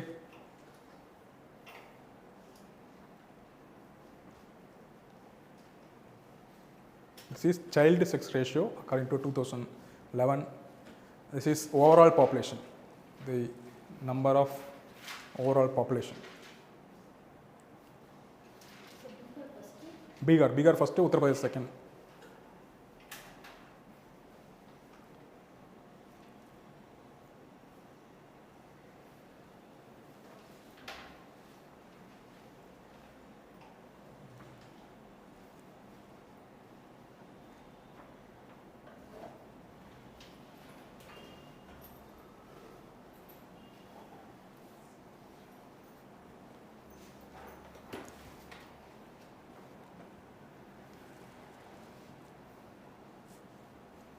Okay,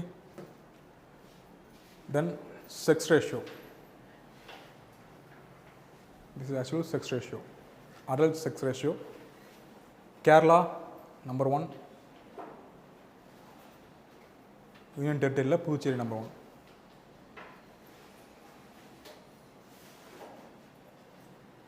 Last Dadra Nagar Haveli and Daman Diu.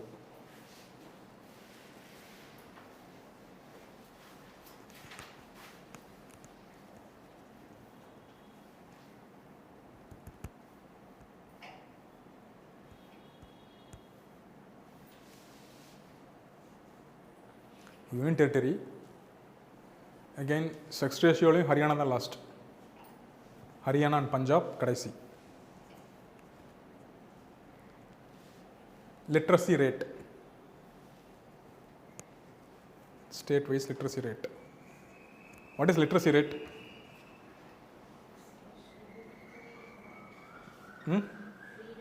Read and write.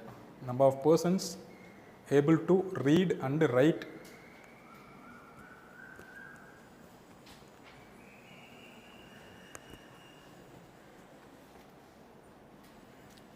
simply read and write.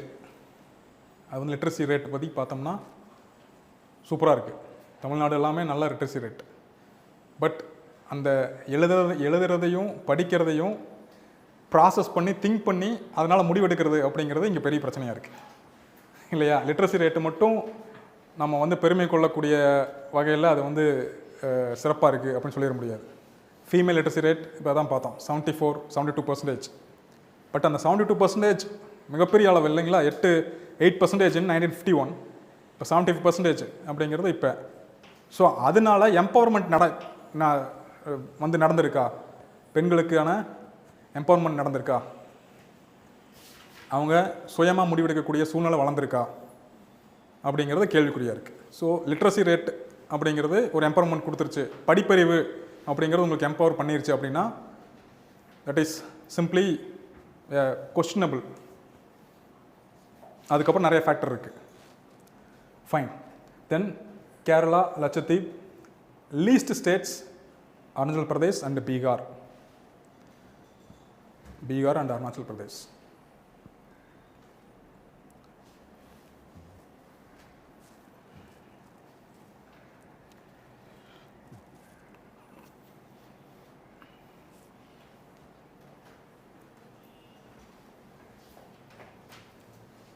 Okay, எழுதிட்டீங்களா? Problems of over population. மக்கள் தொகை பெருக்கத்தினால் ஏற்படக்கூடிய பாதிப்புகள் என்னென்ன?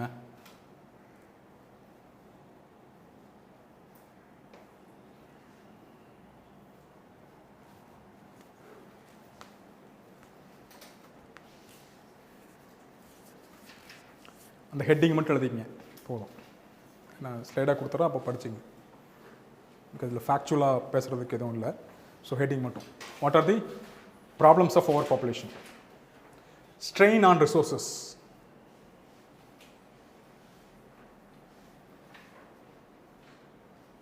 lack of resources, that's strain on resources. Then environmental degradation. காடுகள் இருக்கு, மக்களுக்கே இடத்துக்கான, இதில் மரத்துக்கு இடமா? வெட்டு. அதை தாண்டி தான் யானை, சிங்கம், புலி எல்லாம் இருக்கும். நாம் அதுக்குள்ளே போயிட்டு புலியை நம்மளை துரத்துச்சு, சிங்கம் நம்மளை துரத்துச்சு. Pressure on infrastructure.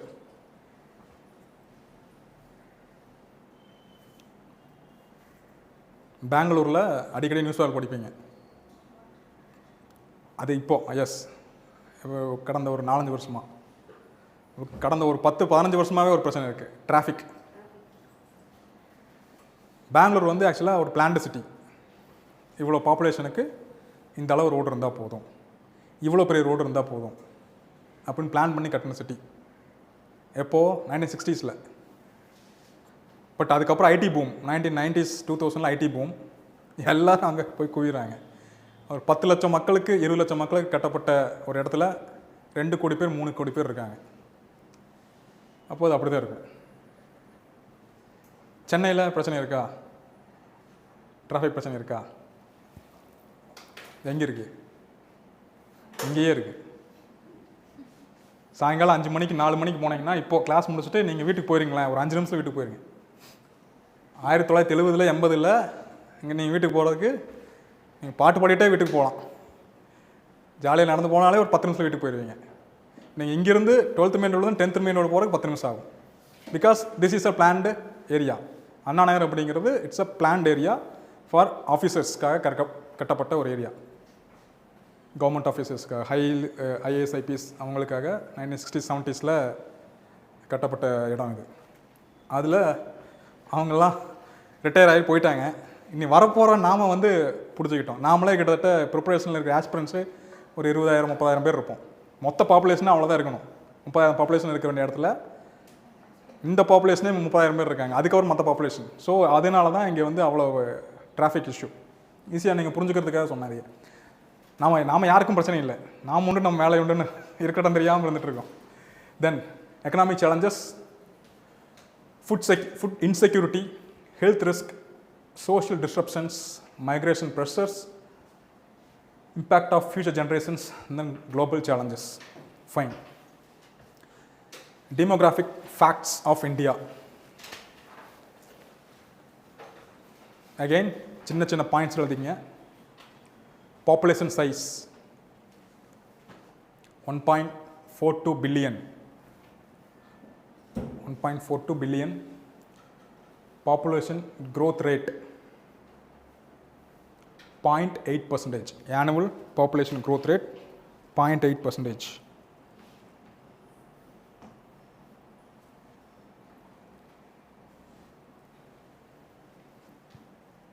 Total fertility rate, 2 children per woman, which is at or below the replacement level of 2.1. So இந்தியாலையும் அந்த ரீப்ளேஸ்மெண்ட் ரேட் அப்படிங்கிறது குறைய ஆரம்பிச்சிருச்சு. தமிழ்நாட்டில் இட் இஸ் 1.7, மேபி அடுத்த ஸ்லைடில் அது வரும். So we are far away, ரொம்பவே வந்து டிராஸ்டிக்காக பாப்புலேஷன் குறையுது. ஆந்திராவில், கர்நாடகாவில், கேரளாவில் ரொம்ப அதிகமாக இருக்குது ரீப்ளேஸ்மெண்ட் ரேஷியோ. அப்படிங்கும்போது என்ன பிரச்சனை, இன்னொரு 20-30 இயர்ஸில் வயசானவங்க அதிகமாக இருப்பாங்க. இப்போ வெஸ்டர்ன் கண்ட்ரீஸில் என்ன பிரச்சனை சொன்னோமோ அதே தான் இங்கே நடக்கும். தென் ஏஜ் டிஸ்ட்ரிபியூஷன் கொஞ்ச நேரத்துக்கு முன்னாடி பார்த்தோம். 25% of population is under the age of 15, 67% and 8%, we know that. Then sex ratio 1020 females and birth rate 920 females per 1000 males. Urban rural population 35% of population lives in urban areas.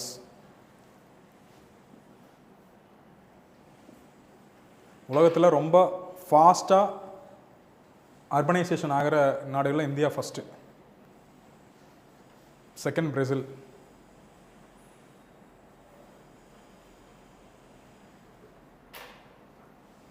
Literacy rate இப்போ தான் பார்த்தோம், approximately it is 77% overall. Then female மேல் literacy. Life expectancy, average life expectancy at birth is around 70 years, 70 or 72, okay, it is above 70, with the females expected to live slightly longer than males.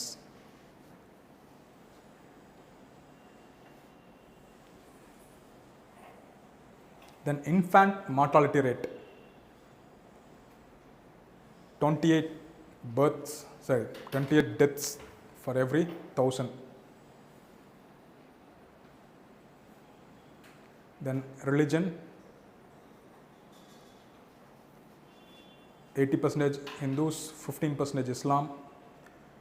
Then Christianity, Sikhism, Jainism. Ethnic groups and language 72% Aryan and 25% Dravidian. இது வந்து ரொம்ப மேஜராக, there is no ப்ராப்பராக அந்த ஆரியன் டிராவிடியன்ட்டு இல்லை, it is simply to know. We have 22 officially recognized languages. Then population density 464 people per square kilometer. This is updated. Apply 382 சொன்னோம், this is 464. Okay.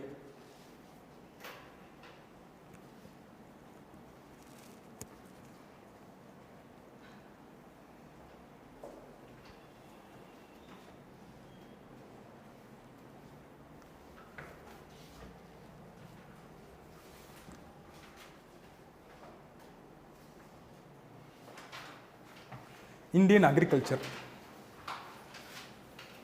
முடிச்சதுக்கப்புறம் Tamil Nadu agriculture, Tamil Nadu population பார்ப்போம். சடனாக பாப்புலேஷன் தான் அக்ரிகல்ச்சரை தாண்டிட்டேன், பிகாஸ் இடையில இருக்கிறதெல்லாம் கொஞ்சம் முடிச்சிட்டோம். இல்லை ஆல்ரெடி கொஞ்சம் ஃபினிஷ் பண்ணியிருப்பாங்க. Natural location, physical features of இந்தியாலாம் முடிச்சிட்டாங்கல்ல, இது முடிச்சாச்சா? அக்ரிகல்ச்சர் பேட்டர்ன் அதெல்லாம் இல்லை. Okay, factual எழுதிக்கிங்க.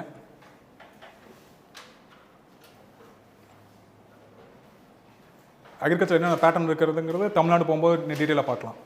ஓவரால் அந்த agriculture is depending on soil. Our questions mostly our questions are coming from the soil. So அதனால் we are taking this into consideration. Then first, soil types.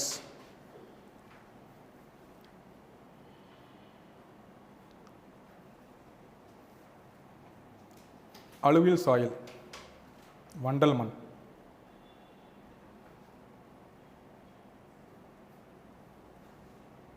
முதல்ல இந்த soil எப்படி உருவாகுது? எங்கிருந்து வருது சாயில்? சாயில்னா என்ன? தண்ணியில் மண் வருதா? அப்போ தான் சொல்ல வர்றீங்க நீங்கள் சொல்கிறது அதுதான் ஆன்சர். ரிவரில் சாயில் வருது.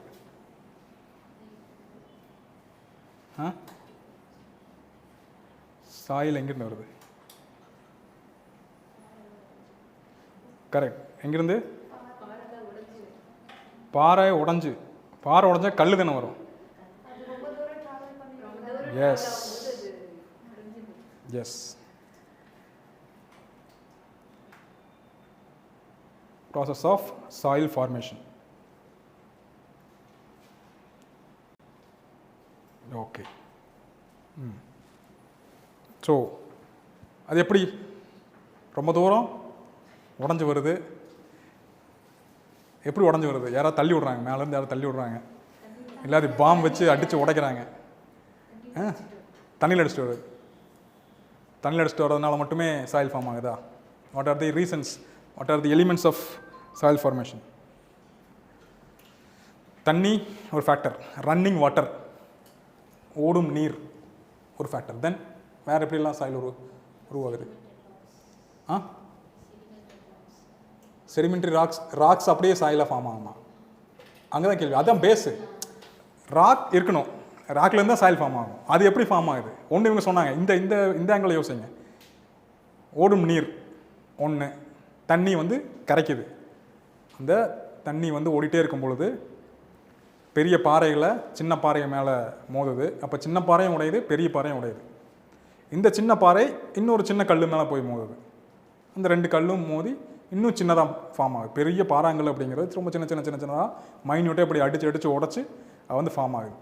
இது ஓடும் நீரால், ரன்னிங் வாட்டர்னால. வேறு என்னென்ன ஃபேக்டர்ஸ் இருக்குது அப்படி ஃபார்ம் ஆகிறதுக்கு? விண்டு ஒரு ஃபேக்டரா? டெசர்டிக் ரீஜனில் இந்த மஷ்ரூம் ராக்ஸ் எல்லாம் படிச்சிருக்கீங்கள, பார்த்தீங்கல்ல? ஸோ அந்த மண் ரொம்ப ஃபாஸ்ட்டாக பிளாஸ்ட் ஆகும்போது அந்த மண்ணில் இருக்கக்கூடிய சாயில், அந்த சின்ன துகள்கள், மண் துகள்கள் இருக்கிற இன்னொரு பாறை மேலே ஃபாஸ்ட்டாக பிளாஸ்ட் ஆகுது. அப்போ அந்த பாறை சின்ன சின்ன துகளாக உடையுது. அப்படியும் ஃபார்ம் ஆகும். தென் கிளேசியர், விண்டு, ரன்னிங் வாட்டர், கிளேசியர், இது எல்லாமே ஃபேக்டர்ஸ். ஓகே, ஸோ இப்படி தான் உருவாகுது. இந்த வண்டல் மண் எப்படி உருவாகுது? ரன்னிங் வாட்டர்னால உருவாகுது இல்லையா? ஓடும் நீர். மிகப்பெரிய எக்ஸாம்பிள் இமயமலையில் உருவாகக்கூடிய ஆறுகள். எல்லா ஆறுகளுமே இமயமலையிலிருந்து உருவாகி வரக்கூடிய ஆறுகள் என்னென்ன? Kaveri, Indus, super, Indus, yes, Indus, Ganga, Brahmaputra, அப்புறம் இந்த மூணு மட்டும் கரெக்டாக சொல்லிட்டீங்க. அப்புறம் இது எங்கேருந்து உருவாகுது? எந்த இடத்துல? ஹிமாலயாஸில். ஸ்பெசிஃபிக் லொக்கேஷன் சொன்னீங்க. ஒரு இடத்துல இருந்து இந்த மூணுமே உருவாகுது, பக்கத்தில். மானசரோவர் லேக், கரெக்டாக? அந்த டக்குன்னு வரணும், சொன்னோன்னே டக்குன்னு அங்கே போய் உட்காந்துடணும். மானசரோவர் லேக்கே போயிடணும், சுற்றி பார்க்கணும். இந்த பக்கம் கங்கா ஓடு, இந்த பக்கம் பிரம்மபுத்திரா ஓடு, இந்த பக்கம் இண்டஸ் ஓடுன்னு பார்க்கணும். ஓகே. தென் வேறு என்னென்னலாம்? வேறு என்ன நதிகள்? இமயமலை நதிகள். அப்புறம் வேறு என்ன தான் இருக்காங்க அங்கே ஓடுறது எல்லாமே இமயமலை நதிகள் தான். நான் சொல்லுங்கள், வேறு என்ன நதியெல்லாம் இருக்குது? சிம்பிள், யமுனா. அடுத்தது யமுனா தானே வரணும். அப்புறம் கோசி, தீஸ்தா, இல்லையா? இது மாதிரி ஞாபகம் வச்சுக்கணும் டக்குன்னு. ஓகே, ஸோ இந்த வண்டல் மண் அப்படிங்கிறது ஆறுகள் உருவாக்கக்கூடிய மண்கள். இதில் வட இந்தியாவில், நார்த்தன் இந்தியாவில் ஹிமாலயன் ரிவர்ஸ் இதை அதிகமாக உருவாக்குது. Because Himalaya is a young fold mountain இல்லைங்களா? ஸோ இந்த யங் ஃபோல்டு மவுண்டைன் ஸ்டில் வளர்ந்துக்கிட்டே இருக்குது. அது அரித்து கொண்டு வந்து மணலாக மாற்றுறதுக்கான அந்த ரிசோர்ஸஸ் அங்கே இருந்துக்கிட்டே இருக்குது.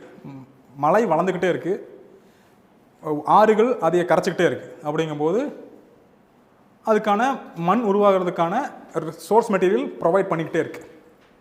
பட் தென்னிந்தியாவில் அப்படி இருக்கா அப்படின்னா, தென்னிந்தியாவில் ஆல்ரெடி அரிச்சு முடிச்சாச்சு, இதுக்கு மேலே அரிக்கிறதுக்கு ஒன்றும் இல்லை. ஓகே, நம்ம ஆல்ரெடி வந்து இந்தியா ஒரு 65 மில்லியன் இயர்ஸுக்கு முன்னாடி சைனா கூட ஜாயின் ஆகும்போது, அதாவது India China Indian tectonic plate is joining with Eurasian plate கூட ஜாயின் ஆகிறதுக்கு முன்னாடியே இங்கே ஆறுகள் ஓடிட்டு இருந்துச்சு. இந்த வெஸ்டர்ன் காட்ஸில் நீங்கள் பார்க்கக்கூடிய இந்த ஆறுகள்லாம் ஓடிட்டு இருந்துச்சு. ஸோ இங்கே வந்து ஆல்ரெடி அரிச்சாச்சு. அப்படிங்கும்போது இங்கே வந்து ரெப்ளைனிஷ் பண்ணி புதுசாக மணல்கள் சேர்த்துறதுக்கான அந்த அளவு அப்படிங்கிறது ரொம்ப குறைவு.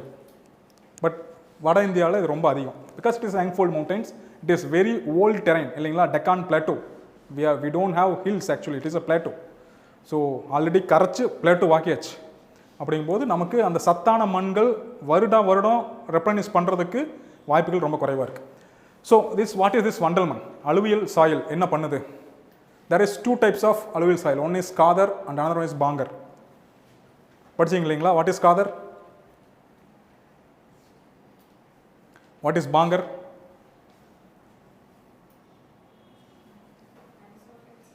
எது வந்து இதில் ஓல்டர், எது வந்து யங்கர்?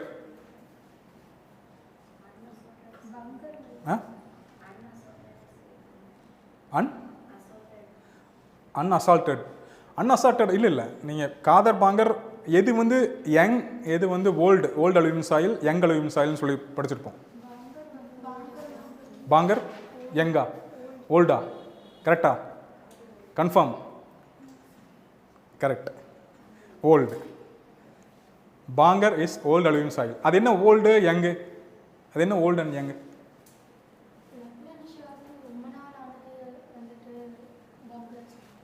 ரெப்ளனிஷ் ஆகிறதுக்கு ரொம்ப நாள் ஆனது. அப்படி அது எப்படி இப்போ தான் ஆச்சுன்னு எப்படி சொல்லுவீங்க? எதை பேஸ் பண்ணி அது வருது? இதுதான் ஆற்றுப்படுகை. ஓகே, இதில் தான் ரிவர் ஓடுது. இந்த ஆறு ஃப்ளட்டு வரும்போது அதோட ஆற்றினுடைய அந்த பாதையை விட்டு தள்ளி அது ஓடும்.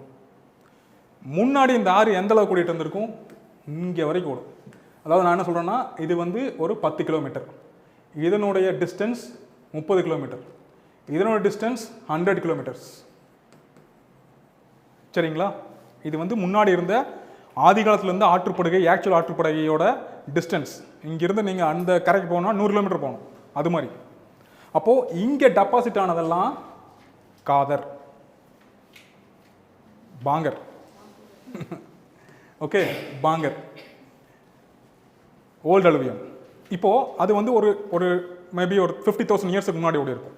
பட் இப்போ ரீசெண்டாக ஒரு 200 இயர்ஸ் 100 இயர்ஸாக இந்த ஆறு ஓடுற அந்த இடம் வந்து சுருங்கி இதுக்குள்ளே மட்டும் ஓடுது. வெள்ளம் வரும்பொழுது, மான்சூன் டைமில் ரொம்ப அதிகமான மழை பெய்யுது, வெள்ளம் வரும்பொழுது இது 30 கிலோமீட்டர் இதில் ஓடுது. அப்போது இங்கே வந்து புதிய வண்டல் மண் சேர்க்கப்படுது இல்லைங்களா? இது வந்து காதர், புதிய வண்டல் மண் சேர்க்குது. ஸோ இப்படி தான் அந்த புதிய வண்டல் மண் ரெப்ளனிஷ் ஆகிட்டே இருக்குது. Okay, this is bhangar and khadar. உருவாக்கம் சிற்றோடைகள் மற்றும் ஆறுகளின் வேகம் குறையும் பொழுது படி வைப்பதனால் உருவாகும் டெபாசிஷனல் ஃபேக்டர்ஸ், எரோஷனல் அண்ட் டெபாசிஷனல் ஃபேக்டர்ஸ். வேதியியல் பண்புகள் இதை ரொம்ப முக்கியம், அதிகமாக கேட்குறது. பொட்டாசியம், பாஸ்போரிக் அண்ட் கால்சியம் அதிகமாக காணப்படுகிறது. எது குறைவாக இருக்குது? நைட்ரஜன். எழுதி நோட் பண்ணிங்க. ஹை லோ நியூட்ரியன்ஸ், அது chemical composition high low. So nitrogen குறைவாக இருக்குது. எதுங்க? நைட்ரஜன் குறைவாக இருக்கும்போது என்ன பண்ணலாம்? நைட்ரஜன் குறைவாக இருந்தால் விவசாயத்துக்கு உபயோகமாக இருக்குமா? வண்டல் மண் விவசாயத்துக்கு உபயோகமாக இருக்கும். Okay, fine. பட் ஆனால் அதில் ஒரு சத்து கம்மியாக இருக்குது, நைட்ரஜன். என்ன பண்ணுறது? What to do? உரம், செயற்கை உரம். இயற்கை உரம் இருக்குது, பட் செயற்கை உரம் அதிகமாக இந்தியா டிபெண்ட் பண்ணியிருக்கு. அந்த உரத்தின் பேர் என்ன? உரம் யூரியா. யூரியா அது வந்து திணிக்கப்பட்ட ஒரு உரம், பொலிட்டிக்கலாக இல்லை சொல்கிறேன். அது வந்து அதனால் நிறையா சைட் எஃபெக்ட்ஸ் இருக்குது. அந்த இயற்கையாக செயற்கையாக போடுற இந்த நைட்ரஜன் வேணும் அப்படிங்கிறதுக்காக என்பிகே அப்படிங்கிற அந்த கலவைங்கிற யூரியாவை போடுறதுனால சைட் எஃபெக்ட்ஸ் நிறையா இருக்குது. But there is no other go. Okay, so nitrogen கம்மியாக இருக்குது, வண்டல் மண்ணில் நைட்ரஜன் கம்மியாக இருக்குது. தென் இது எங்கெங்கெல்லாம் இருக்குது? கங்கை மற்றும் பிரம்மபுத்திரா ஆற்று பள்ளத்தாக்குகள், உத்தரப்பிரதேஷ், உத்தரகாண்ட், பஞ்சாப், ஹரியானா, வெஸ்ட் பெங்கால் அண்ட் பீகார். இதில் என்னென்னலாம் விளையும்? நெல்லும் விளையும் அங்கே. நெல், கோதுமை, கரும்பு மற்றும் எண்ணெய் வித்துக்கள். ஓகே, நெல், கோதுமை, கரும்பு மற்றும் எண்ணெய் வித்துக்கள். தென் கரிசல் மண், பிளாக் சாயில் எப்படி உருவாகுது?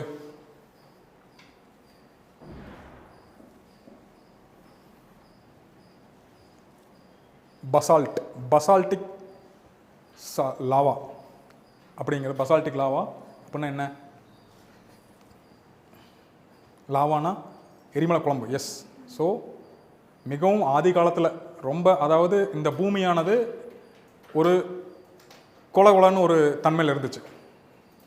3.3 பில்லியன் இயர்ஸ் முன்னாடி, ஒரு 3 பில்லியன் இயர்ஸ் தோராயமாக 3 பில்லியன் இயர்ஸ் முன்னாடி இந்த குளோப், இந்த எர்த் அப்படிங்கிற உருவாகும் பொழுது இப்படியே உருவாகலை. ஃபஸ்ட்டு இருந்து நம்ம இப்படி இல்லை.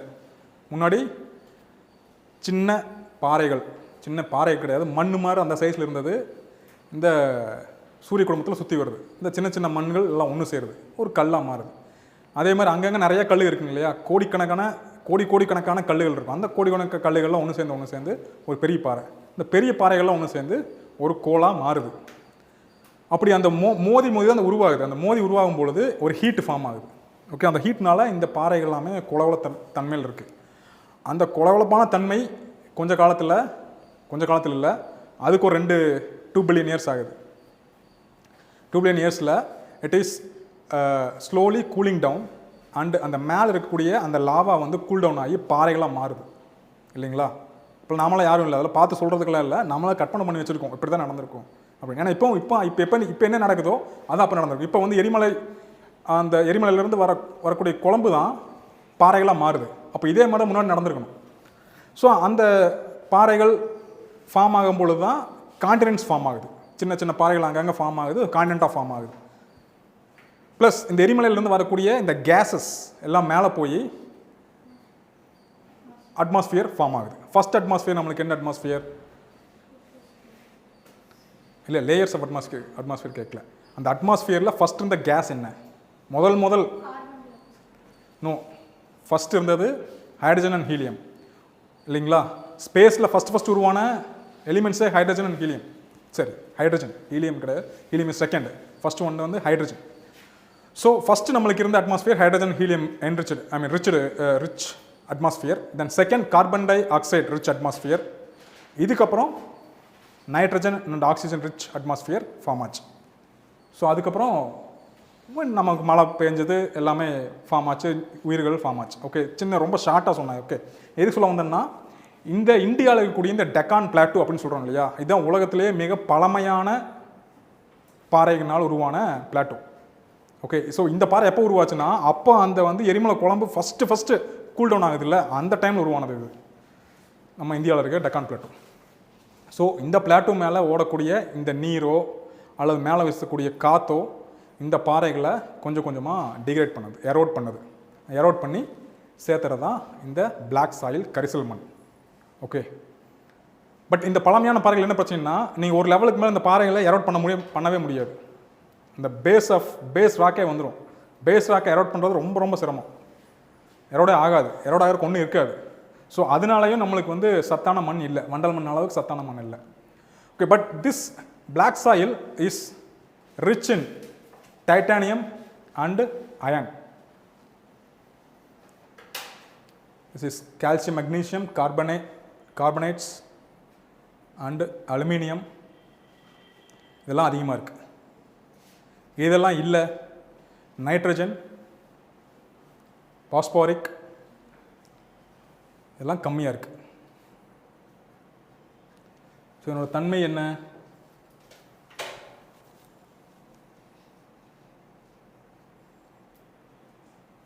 ஈரமாக இருக்கும்போது சேராகவும் ஈரப்பதத்தை நீண்ட நேரம் தக்க வைத்துக் கொள்ளும் தன்மையும் உடையது இல்லைங்களா? யாரெல்லாம் விவசாயங்களாம் வச்சுருக்கீங்க? கரிசல் மண் பார்த்துருக்கீங்களா? கரிசல் காட்டு மண்ணிலிருந்து யாராவது வந்திருக்கீங்க? பார்த்துருக்கீங்களா? அந்த மண்ணோட தன்மை எப்படி இருக்குன்னு? என்னது யாருமே விவசாயம் பார்த்ததே இல்லையா? கரிசல் மண்ணை ஆட களிமண் பார்த்துருக்கீங்கள? கிட்டத்தட்ட அப்படி தான். அதை கற்பனை பண்ணிங்க. ஸோ இது எதுக்கெல்லாம் யூஸ்ஃபுல்லாக இருக்குது? இது எங்கே இருக்குது? ஸோ டெக்கான் பிளாட்டோ இதை வந்து கரைச்சி கொண்டு வரணும்னு சொன்னோம். அப்போ டெக்கான் பிளாட்டோ எங்கே இருக்கோ அங்கே தான் இருக்கும். மகாராஷ்டிரா, தெலுங்கானா, ஆந்திரா. மகாராஷ்டிரா, தெலுங்கானா, ஆந்திரா, கர்நாடகா, தமிழ்நாடு எல்லாமே. Okay, the parts of Tamil Nadu. இதில் என்னென்னலாம் விளைவிக்க முடியும்? வளரும் பயிர்கள் பருத்தி, திணை வகைகள் மில்லட்ஸ், புகையிலை மற்றும் கரும்பு. இப்போ நாம் அந்த மண் வந்து எரோடாகி அரிச்சு கொண்டு வந்து சேர்த்துன்னு சொன்னோம். அதில் கடைசியில் ரொம்ப சின்ன பார்க்கவே முடியாது, மைக்ரோஸ்கோப் வச்சு தான் நீங்கள் பார்க்கவே முடியும். அந்த அளவு உள்ள மண்ணுடைய வகை எது அப்படின்னா களிமண். கடைசியில் ஃபார்ம் ஆகிறது கிளே, கடைசியில் வந்து நிற்கிறது கிளே தான். அந்த அளவுக்கு ரொம்ப சின்னதாக இருக்கும். இந்த சின்னதாக இருக்கிறது என்ன ஆகுன்னா ஒன்றுக்கு ஒன்று சேர்ந்துருக்கும். அப்போ சேர்ந்து ரொம்ப பக்கத்தில் ரொம்ப டைட்டாக பேக் ஆகிருக்கும். அப்போ டைட்டாக பேக் ஆகும் பொழுது தண்ணியும் கூட அதை இன்ஃப்ளேட் ஆகி கீழே போகாது, தண்ணி அப்படி பிடிச்சி வச்சுருக்கும். ஓகே, இந்த வண்டல் மண் அப்படிங்கிறது அப்படி இல்லை. மணலாக ஒரு கிளேவோடவும் கொஞ்சம் பெருசாக இருக்கும். 0.0005 சென்டிமீட்டர் கரிசல் மண். இது வந்து 0.005 வண்டல் மண். அதோட அளவு சொல்கிறேன், சென்டிமீட்டர் 0.005 அப்படின்னா சின்னது. 1 சென்டிமீட்டர் நமக்கு என்னன்னு தெரியும், 0.5 தெரியும். இது 0.005. கரிசல் மண் அப்படிங்கிறது 0.0005, 4 ஜீரோக்கு அப்புறம் வர 5. அப்போ அந்த சின்ன மண்ணாக அது வந்து ஜாயின் ஆகிருக்கும் பொழுது தண்ணி அதை தாண்டி இன்ஃப்ளேட் ஆகிட்டே கீழே இறங்காது, அப்படியே தண்ணி அப்படியே நிற்கும் அதில். ஸோ தட் இஸ் கரிசல் மண். தென் செம்மண். செம்மண் எப்படி உருவாகுது? Again same, ancient crystalline rocks, படிக பாறைகள், அதனுடைய எரோஷன் சிதைவடைவதனால உருவாகுது.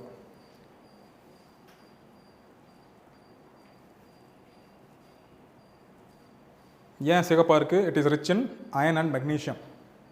அயன் கண்டென்ட் அதிகமாக இருக்குது. Iron content is when it is exposed to atmosphere rust மாதிரி ஃபார்ம் ஆகும் இல்லைங்களா?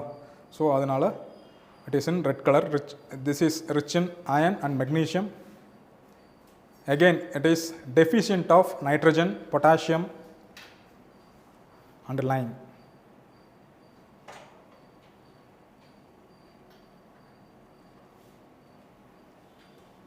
இது எங்கெல்லாம் இருக்குது? Kerala, Tamil Nadu, Karnataka and Chotanagpur Plateau region of Jharkhand. Chotanagpur Plateau of Jharkhand. அதில் என்னென்ன விளைவிக்க முடியும்? கோதுமை, நெல், பருத்தி, கரும்பு.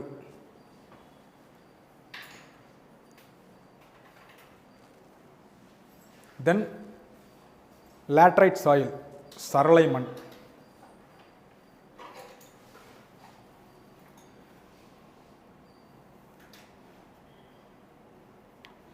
வெப்பம் மற்றும் குளிர் மாற்றி நடக்கும் பொழுது உருவாகக்கூடிய ஒரு soil. The alternate wet and dry season.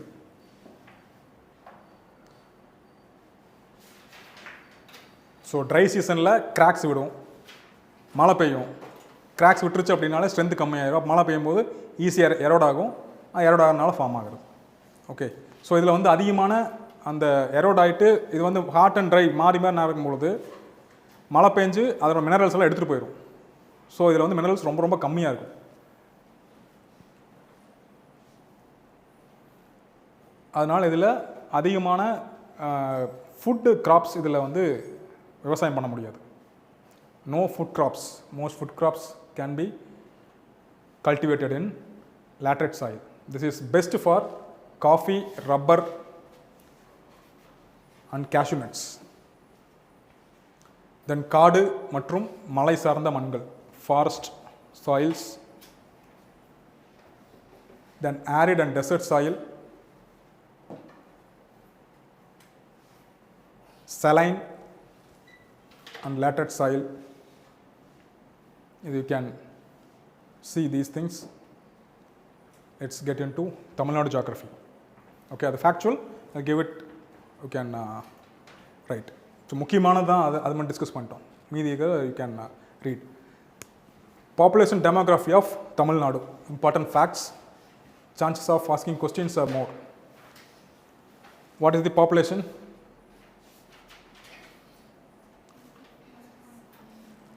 $81.5 million. அப்படின்னா கோடியில் கிட்டத்தட்ட 8 கோடி பேர், 8-9 கோடி பேர் இருக்கும். This is 7th most populous state in India. 7வது மிக அதிகமான மக்கள் தொகை கொண்ட மாநிலம்.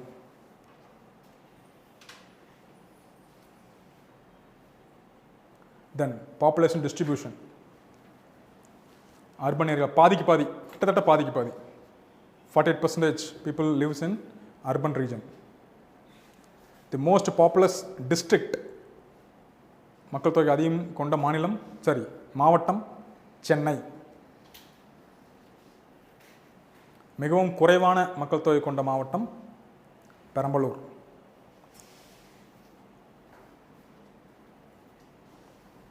செக்ஸ் ரேஷியோ, பாலின விகிதம் 996 females per 1000 males. 996 females per 1000 males. Sex ratio அதிகமாக கொண்ட மாவட்டம் நீல்கிரிஸ். 1041 பேர், 1041 பெண்கள் 1000 ஆண்களுக்கு. லோவஸ்ட் தர்மபுரி 946 பேர். Literacy rate, the highest literacy எந்த மாவட்டத்துக்காரங்க? Kanyakumari. 92%, nearly 92% of people are literate. Literacy rate ரொம்ப கம்மியாக இருக்கிறது அகெயின் தர்மபுரி மாவட்டம் 69%. Age distribution,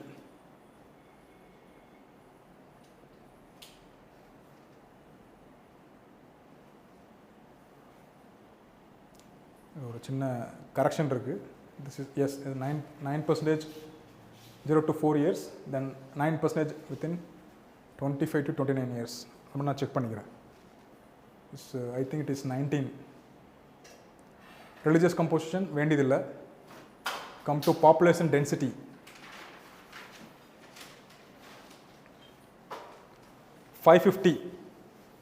average population density of India எவ்வளோ பார்த்தோம்? 480 something, 460 something. சென்னையில் நாம தான் இருக்கோம், 550 பேர் per square kilometer. It is far higher than national average விடவும் அதிகமாக இருக்குது சென்னையில் பாப்புலேஷன் டென்சிட்டி. தென் பாப்புலேஷன் டென்சிட்டி ரொம்ப கம்மியாக இருக்கிற மாவட்டம் நீல்கிரிஸ், மலைப்பாங்கான இடம். So Nilgiris.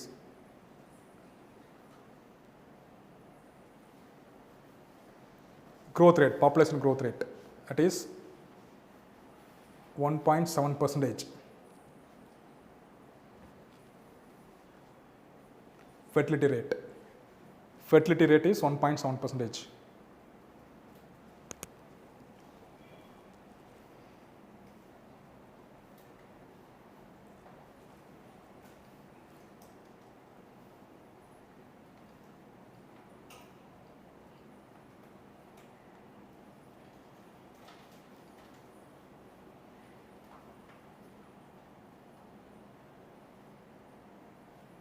Okay.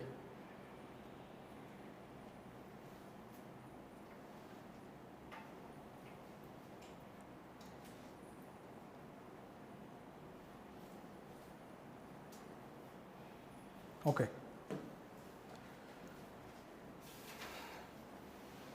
Tribals of Tamil Nadu. எங்காச்சும் கேட்குறதுக்கு வேறு ஆஸ்கிங் டிஎன்பிசியில் அப்பப்போ கேட்குற கொஸ்டின் தான். ஸோ ஜஸ்ட்டு எந்த டிஸ்ட்ரிக்ட், என்ன ட்ரைப், என்ன டிஸ்ட்ரிக்ட் அது மட்டும் நோட் பண்ணிங்க. தோடா நம்ம அதிகமாக நம்மளுக்கு ட்ரைபல்னு சொன்னால் டக்குன்னு ஞாபகம் வருது தோடா மக்கள். இந்த டிஸ்ட்ரிக்ட் ஆஃப் நீல்கிரிஸ், தோடர்கள், அவங்களுக்கு ஒரு தனி லாங்குவேஜ்.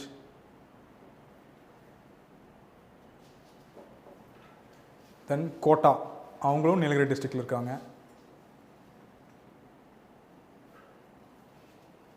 குறும்பா, that is in again Nilgiris. Then Irula,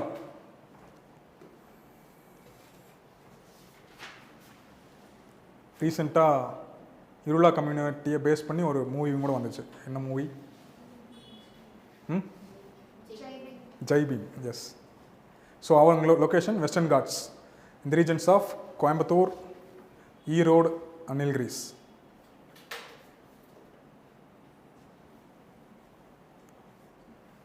so இதில் யார் வந்து ஷிஃப்டிங் கல்டிவேஷனில் ஈடுபட்டிருந்தாங்க அப்படின்னா குறும்பா.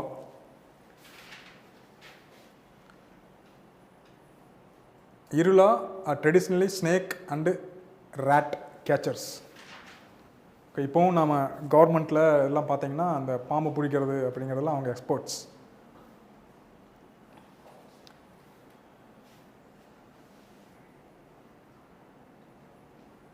ஓகே, எழுதிட்டிங்களா? Just name of the tribes and location.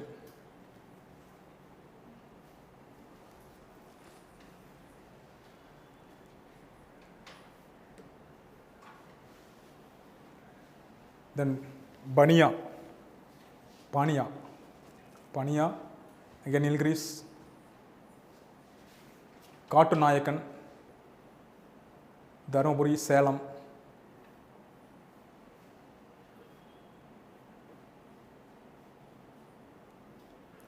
கனிகர், Kanyakumari டிஸ்ட்ரிக்டில் இருக்கக்கூடிய வெஸ்டர்ன் காட்ஸ் பகுதியில், Kanyakumari and parts of Western Ghats. கனிகன்.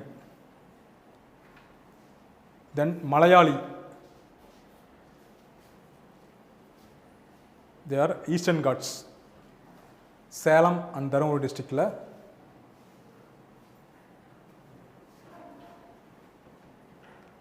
Malayali அப்படிங்கிறது இட்ஸ் அ ட்ரைபல் நேம்.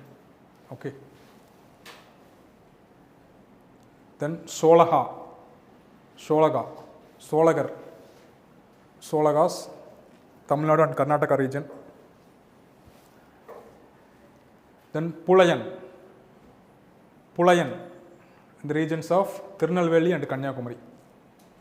இங்கெல்லாம் ட்ரைபல்ஸ். இந்தியாவில் ட்ரைபல்ஸே இல்லாத மாநிலம் எது? ஒரு ட்ரைபு கூட இல்லாத மாநிலம் அப்படி மாநிலம் இருக்கா? இல்லையா? இருக்கா இல்லையா? இருக்கு. பஞ்சாப். ஷெட்யூல்ட் ட்ரைப்ஸ் இல்லாத மாநிலம் பஞ்சாப்.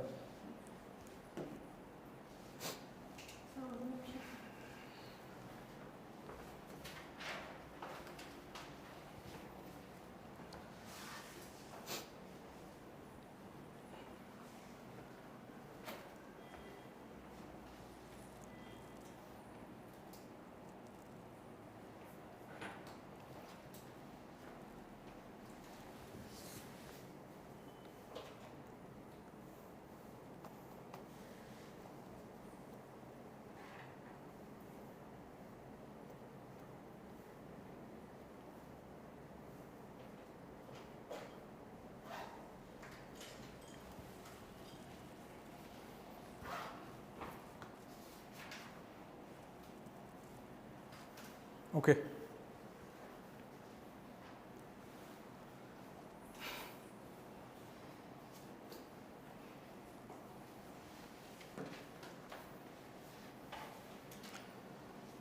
தமிழ்நாடு ஜியாகிரஃபி ஒரு சின்ன ரீகேப். நீங்கள் ஆல்ரெடி படிச்சிருப்பீங்க, but still a small recap. தமிழ்நாட்டினுடைய பார்டர்ஸ், கடைக்கோடி பகுதிகள். தெற்க இது வந்து கடைக்கோடி பகுதி, தமிழ்நாட்டின் தென் கடைக்கோடி பகுதி இது கன்னியாகுமரி. சூப்பர். வடக்கில் புலிக்கட், சூப்பர். கிழக்கு மேற்கு இருக்குது. கிழக்கு கோடிக்கரை எந்த மாவட்டத்தில் இருக்குது? கோடிக்கரை எந்த மாவட்டம்?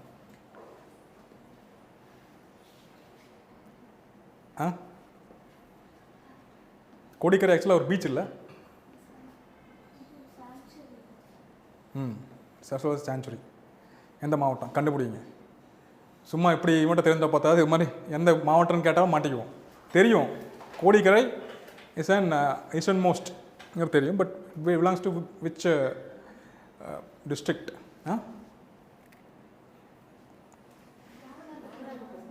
ராமநாதபுரமா?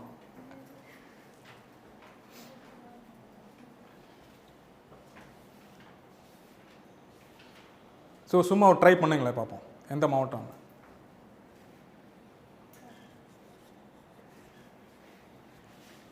திருச்சியிலேருந்து தஞ்சாவூர் நோக்கி போகிறீங்க. தஞ்சாவூர்லேருந்து திடீர்னு வந்து உங்களுக்கு பீச் பார்க்கணுன்னு ஒரு எண்ணம் வருது. நம்ம ராஜராஜ கோயில் பார்த்துட்டீங்க, சரி பக்கத்தில் பீச் இருந்தால் பார்த்துலான்னு சொல்லி யோசிக்கிறீங்க. தஞ்சாவூர் மாவட்டத்துக்கு பீச் இருக்கா? ரொம்ப கன்ஃபியூஷனாக இருக்கா? இது தஞ்சாவூரில் தான் இருக்குது. தஞ்சாவூர் மாவட்டத்துக்கு பீச் இருக்குது. Kodikkarai is in Thanjavur. Then மேற்கில்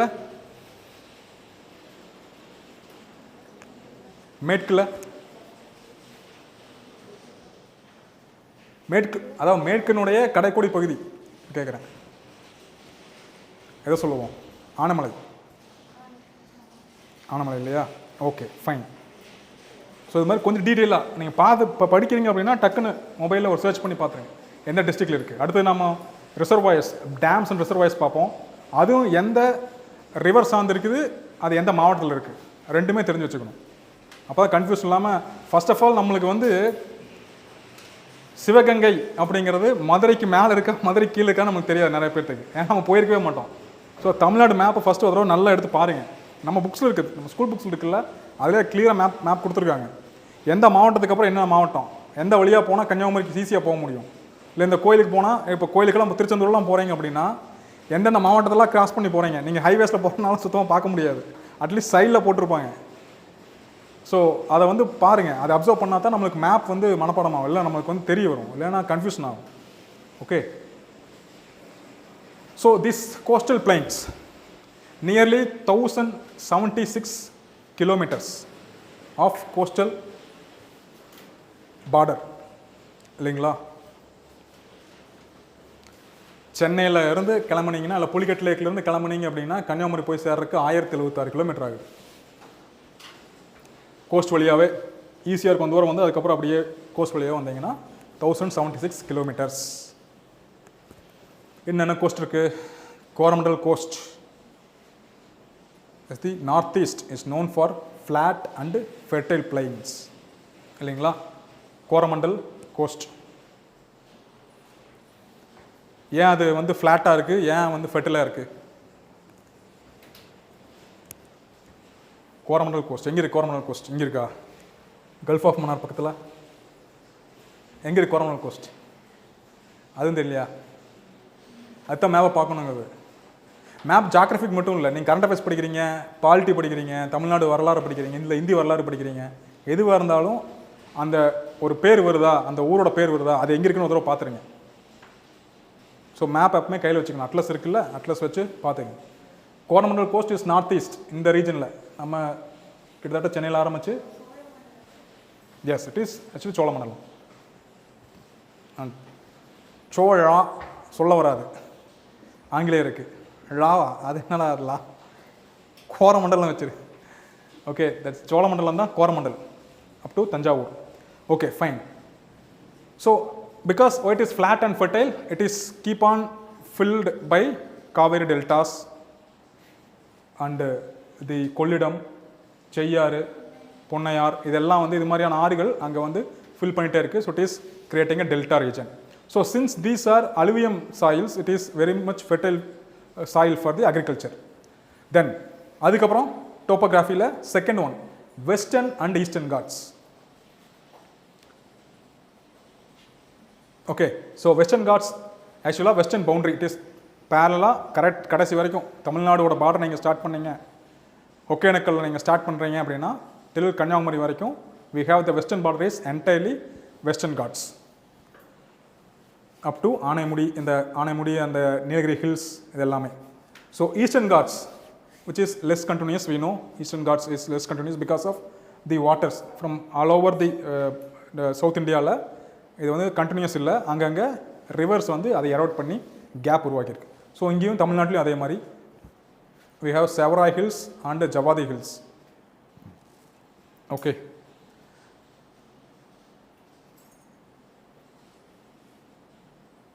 Then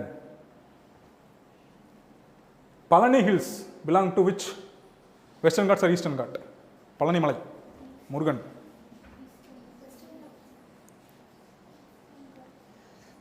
Kodaikanal,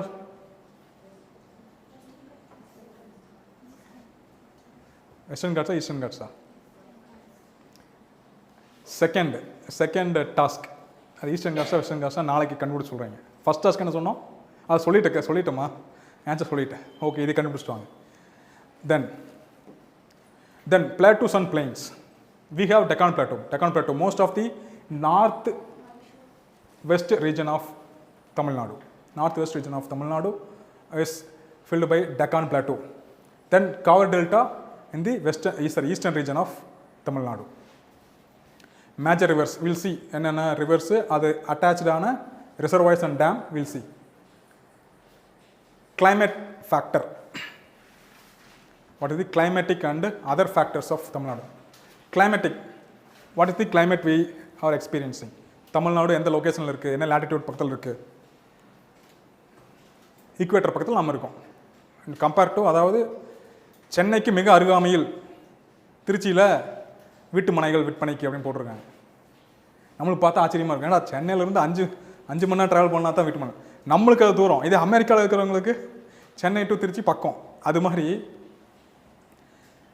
நாம் இந்த நார்த் இந்தியாவில் இருக்கிறவங்களுக்கு ஈக்குவேட்டர் ரொம்ப தூரம், பட் நாம் தமிழ்நாட்டில் இருக்கிறவங்களுக்கு ஈக்குவேட்டர் ரொம்ப பக்கம் நம்மளுக்கு.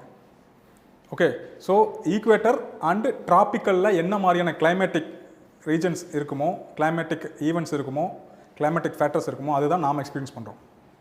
when you are moving beyond the tropic of Cancer தாண்டி போயிட்டீங்க அப்படின்னா it is belong to subtropical. அங்கே குளிர் பிரதேசமான அந்த டெம்பரேட் ரீஜனுக்கான கிளைமேட்டிக் ஃபேக்டர்ஸ் என்ன இருக்குமோ அதே அவங்க ஃபீல் பண்ணிட்டு இருப்பாங்க.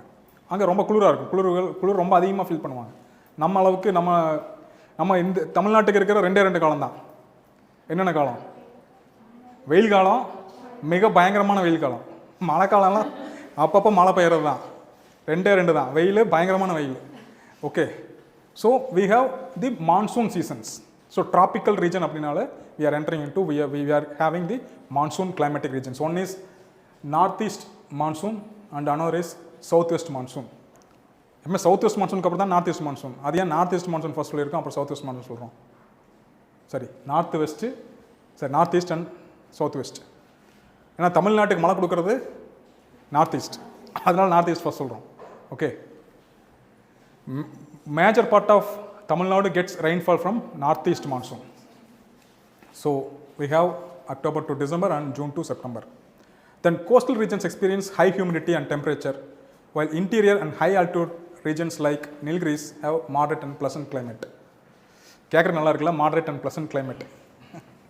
அங்கே இருக்கிறவங்கள இந்த வருஷம் வந்து கொடைக்கானல், நீலகிரிஸ் எல்லாம், ஊட்டியெல்லாம் கிளம்பி போய் என்ஜாய் பண்ணலான்னு போனவங்க அங்கே அடிக்கிற வெயிலை பார்த்து ஒடியான்ட்டாங்க திரும்பி. So this time it is highest ever temperature recorded in the ஹிஸ்ட்ரியில். ரொம்ப அதிகமான டெம்பரேச்சர் ரெக்கார்ட் ஆனது கொடைக்கானல்லையும் ஊட்டியிலையும் அவங்களே பார்க்கல. இதுக்கு நம்ம ஊர்லேயே இருந்திருக்கலாங்கிற அளவுக்கு அங்கே வெயில் அடிக்குது. We are moving. ஒவ்வொரு வருஷம் ஒவ்வொரு நாளும் இந்த சம்மரில் லாஸ்ட் ஒரு 20 இயர்ஸாகவே ஒவ்வொரு சம்மரும் what we are experiencing is highest than the previous. 1986 அப்புறம் நாம் ஃபேஸ் பண்ணுறோம். As per world climate report படி 86 அப்புறம் சம்மரில் வரக்கூடிய ஒவ்வொரு நாளுமே அதுக்கு பல நூறு வருடங்களுக்கு முன்னாடி அடித்த வெயிலை விட பயங்கரம் வெயில் அடிக்குது. இந்த வருஷம் 2024 அடித்த வெயில் 2023 விட பயங்கரம், 23, 22 விட பயங்கரம். So temperature is keep on increasing. Okay, so coastal regions, yes, coastal ரீஜன்ஸ்னால் சிம்பிளாக நீங்கள் வந்து take Chennai into consideration. We are facing the humidity. இல்லைங்க, ரொம்ப அதிகமான ஹியூமிடிட்டி இருக்கிறது. பிகாஸ் எவாப்ரேஷன் அதிகமாக இருக்குது, அதனால ஹியூமிடிட்டி அதிகமாக இருக்குது. தென் temperature variation, region wise temperature variation. Coastal ரீஜனில் temperature is different and interior parts of Tamil Nadu உள்ளே போகும்போது, இப்போ ஃபார் எக்ஸாம்பிள் விழுப்புரம், சேலம், ஈரோடு எல்லாம் இருந்து யார் வரீங்க? இந்த தடவை வந்து ஃபஸ்ட்டு ஹையஸ்ட் டெம்பரேச்சர் பதிவானது ஈரோட்டில். அவங்களே நினச்சி பார்க்கல. வேலூரில் எப்பவுமே பதிவாகும், இப்போ வந்து அது மாறிடுச்சு. ஈரோடு, சேலம் அந்த ரீஜனில் பதிவாகுது. ஸோ இந்த ரீஜனில் சின்ஸ் நீங்கள் கடற்கரை ஓரங்கள் இருக்கும்போது அந்த கடல் காற்று மூலிமா, சீ ப்ரீஸ் மூலிமா டெம்பரேச்சர் வந்து மாடரேட்டாக இருக்கும். But when you are moving interior, இந்த கடல் காற்று அவ்வளோ தூரம் போகுமா? கடல் காற்று சேலம் வரைக்கும் ட்ராவல் ஆகுமா? அதுக்குள்ளே காணாமல் போயிடும். ஏதாச்சும் ஹியூமிடிட்டி இருந்தாலும், இல்லை அந்த குளிர்தான் அந்த வாட்டர் வேப்பரோட காற்று உள்ளே வந்தாலும் அது அப்படியே எவாப்ரேட் ஆகி போயிடும். ஸோ எப்போவுமே இன்டீரியர் ஆஃப் தி கான்டினென்ட் போகும்பொழுது மழையினுடைய அளவும் குறையும், ஹியூமிடிட்டியும் குறையும். ஓகே, ஸோ இது for whole of India. And இந்த கான்செப்ட் வந்து universal. Then the temperature varies between 25 degree Celsius to 35 degree Celsius in the coastal regions. அதாவது சென்னை மாதிரியான இருக்கிற கோஸ்டல் ரீஜன்ஸில் டெம்பரேச்சர் 25 to 35 தான் இருக்கும். இதை தாண்டாது. தமிழ்நாட்டில் ரொம்ப அதிகமான டெம்பரேச்சர், சென்னையில் ரொம்ப அதிகமான டெம்பரேச்சர் வந்து ரெக்கார்ட் ஆனது 2002ல் 44 டிகிரி செல்சியஸ். அதுதான் ரொம்ப அதிகம். இல்லை, இந்த வருஷம் கம்மி தான், 42 தான் அடிச்சிருக்கு. இப்போ வரைக்கும் ரெக்கார்ட் ஆனது 42. 2002 and 2003ல் it is 43 to 44 degree Celsius. Then interior region it is exceeding 40 degrees Celsius because there is no moderate effect இல்லையா. பக்கத்தில் ஒரு நீர் ஆதாரம் இருக்கக்கூடிய ஒரு பகுதி இருக்கணும், லேக்கோ கடலோ இருந்துச்சுன்னா அதுலேருந்து எவாப்ரேட் ஆகி அந்த எவாப்ரேஷன் உள்ளே வந்து வரும். பட் இங்கே வந்து ரொம்ப இன்டீரியர் ரீஜனில் இருக்கும் பொழுது அதை கூல் பண்ணுறதுக்கு மாடரேட் பண்ணுறதுக்கு எதுவும் இல்லை, அதனால டெம்பரேச்சர் ரொம்ப எக்ஸீட் ஆகுது. Then seasonal distribution of temperature. How north east monsoon, the primary rainy season of Tamil Nadu, nearly 48% of annual rainfall is from northeast monsoon. Note பண்ணிங்க, அப்படியே சைடில் நோட் பண்ணிங்க. தென் ஹெவி ரெயின்ஃபால், எங்கே heavy rainfall இருக்கும்? Coastal and delta regions experiences heavy rainfall. அதே coastal and delta ரீஜன்ஸில் மட்டும் heavy rainfall இருக்கும். எப்படி? ஹவு கம் கோஸ்டல் அண்டு எங்கே ரெயின் வந்து அதிகமாக மழை பெய்யுது? இந்தியாவில் எங்கே அதிகமாக மழை பெய்யுது?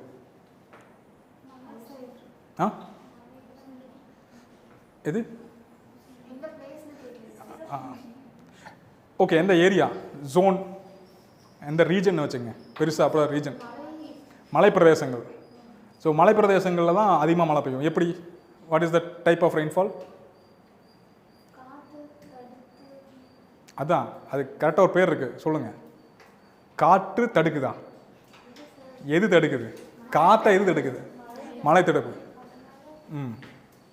ஓரோகிராஃபிக் ரெயின்ஃபால்னு சொல்லுவோம், ரைட். இப்போ தமிழ்நாட்டில் கோஸ்டல் ரீஜன்ஸில் அதிகமாக மழை பெய்யுதுங்கிறாங்க. அது எப்படி? இங்கே எங்கே மழை இருக்குது? சென்னை பக்கத்தில் மழை இருக்கா? கடல் இருந்துச்சுன்னா மழை வந்துடுமா? கடல்லேருந்து எப்படி மழை வரும்? கடல் இருக்கிறதுனால எப்படி மழை வரும்? கடலில் நீர் ஆவியாகுது. எங்கே? ஆப்பிரிக்கா பக்கத்தில் ஆவியாகுது. அங்கேருந்து சவுத் வெஸ்ட் மான்சூன் காற்று வீசுது. அங்கே ஆவியாகிற தண்ணியை ஆவியாகி இருக்கிற அந்த வாட்டர் வேப்பரை கொண்டு வந்து க்ளவுடாக ஃபார்ம் ஆகி அதை கொண்டு வந்து வெஸ்டர்ன் காட்ஸில் சேர்த்துது, மழை வருது. ஓகே, நம்மளுக்கு எங்கேருந்து மழை வருது? ரொம்ப சிம்பிளான கொஸ்டின். எங்கேருந்து எப்படி கோஸ்டல் ரீஜன்ஸில் எப்படி அதிகமான மழை பெய்யுது அப்படிங்கிறாங்க? Cyclonic rainfall. மெட்ராஸுக்கு மழை எங்கேருந்து வருது? சைக்ளோன் வந்தால் மட்டும்தான் மழை. சைக்ளோன் வந்தால், அதனால் சைக்ளோனை ரொம்ப எதிர்பார்க்குற மாநிலம் இல்லைங்களா. சைக்ளோனிக் ரெயின்ஃபால் நம்மளுக்கு அது மூலிமா வரக்கூடிய மழை அதிகமாக இருக்குது. தென் சவுத் வெஸ்ட் மான்சூன் டைமில் there is secondary rainy season. இது எங்கே நடக்கும்? சவுத் வெஸ்ட் மான்சூனில் தமிழ்நாட்டுக்கு மழை பெய்யுதா?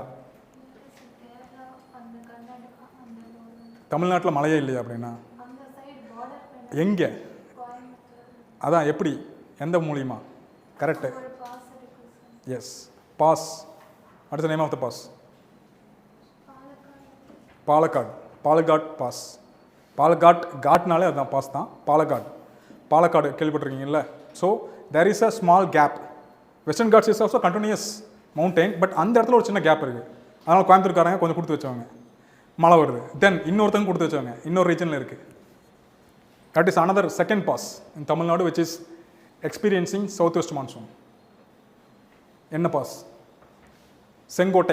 செங்கோட்டா பாஸ் கேள்விப்பட்டிருக்கீங்களா? So these two regions getting rainfall from south west monsoon.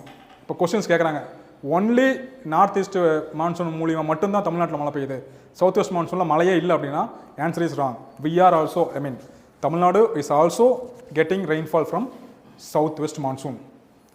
Then winter season, குளிர்காலத்தில் மழை பெய்யுறது, வெயில் காலத்தில் மழை பெய்யும். கரெக்டாக? எப்படி மழை பெய்யுது? எவாபரேஷன் ஆகுது, க்ளவுட் ஃபார்ம் ஆகுது, மழை பெய்யுது. Either it is a monsoon or convectional rainfall, இல்லைங்களா?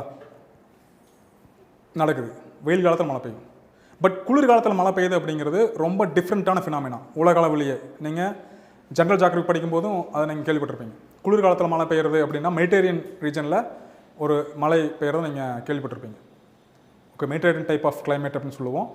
குளிர்காலத்தில் மழை பெய்யுறது. அதே மாதிரி நம்ம கிட்டத்தட்ட யூரோப்புக்கு ஈக்குவல் சென்னை. குளிர்காலத்தில் சென்னையில் மழை பெய்யும். நம்மளுக்கு எப்போ வந்து புயல் வருது? டிசம்பர்னு சொன்னாலே சென்னையை கதி கலங்கும். ஸோ டிசம்பர் டைமில் we are having winter season, but also we are having rainfall. ஏன்? எகெயின் அந்த சைக்ளோனுக்கு தான் நன்றி சொல்லணும். சைக்ளோன் தான், because of cyclonic rainfall we are getting winter rainfall. இது வந்து ரொம்ப டிஃப்ரெண்ட்டான ஃபினாமினா. நீங்கள் ஜென்ரல் ஜியோகிராஃபியில் படிச்சிருப்பீங்க, ஃபிசிக்கல் ஜியோகிராஃபியில், வேர்ல்டு ஜியோகிராஃபியில். So we are getting rainfall even in the winter season. Then summer சீசனில் ப்ரீ மான்சூன் ஷவர்ஸ், பர்டிகுலர்லி இந்த மே. இப்போ கோடை மழை அங்கங்கே பெஞ்சிட்ருக்கு, இதோ இப்போ கூட பெஞ்சுது. So these are pre monsoon showers. Then localized thunder storms, அங்கங்கே லோக்கலாக ரொம்ப அதிகமான மழை பெய்யும். ஆலங்கட்டி மழை எப்படி பெய்யுது? ஆலங்கட்டி மழை பார்த்துருக்கீங்களா? வீடியோவில் பார்த்ததோட சரியா? ஒரு தடவை பார்த்தா இல்லையா ஆலங்கட்டி மழை? எப்படி மழை பெய்யுது ஆலங்கட்டி மழை? ஐஸ் கட்டி பெய்யுது. சரி, எப்படி உருவாகுது? எப்படி மழை பெய்யுதுன்னு கேட்டால் ஐஸ் கட்டி எப்படி உருவாகுது அந்த மழை? எப்படி ஐஸ் கட்டி யாராவது கொண்டு வந்து கொட்டுறாங்களா ஐஸ் கட்டியை? எப்படி அது எப்படி நடக்குது? ஐஸ் கட்டி மழை எப்படி வருது?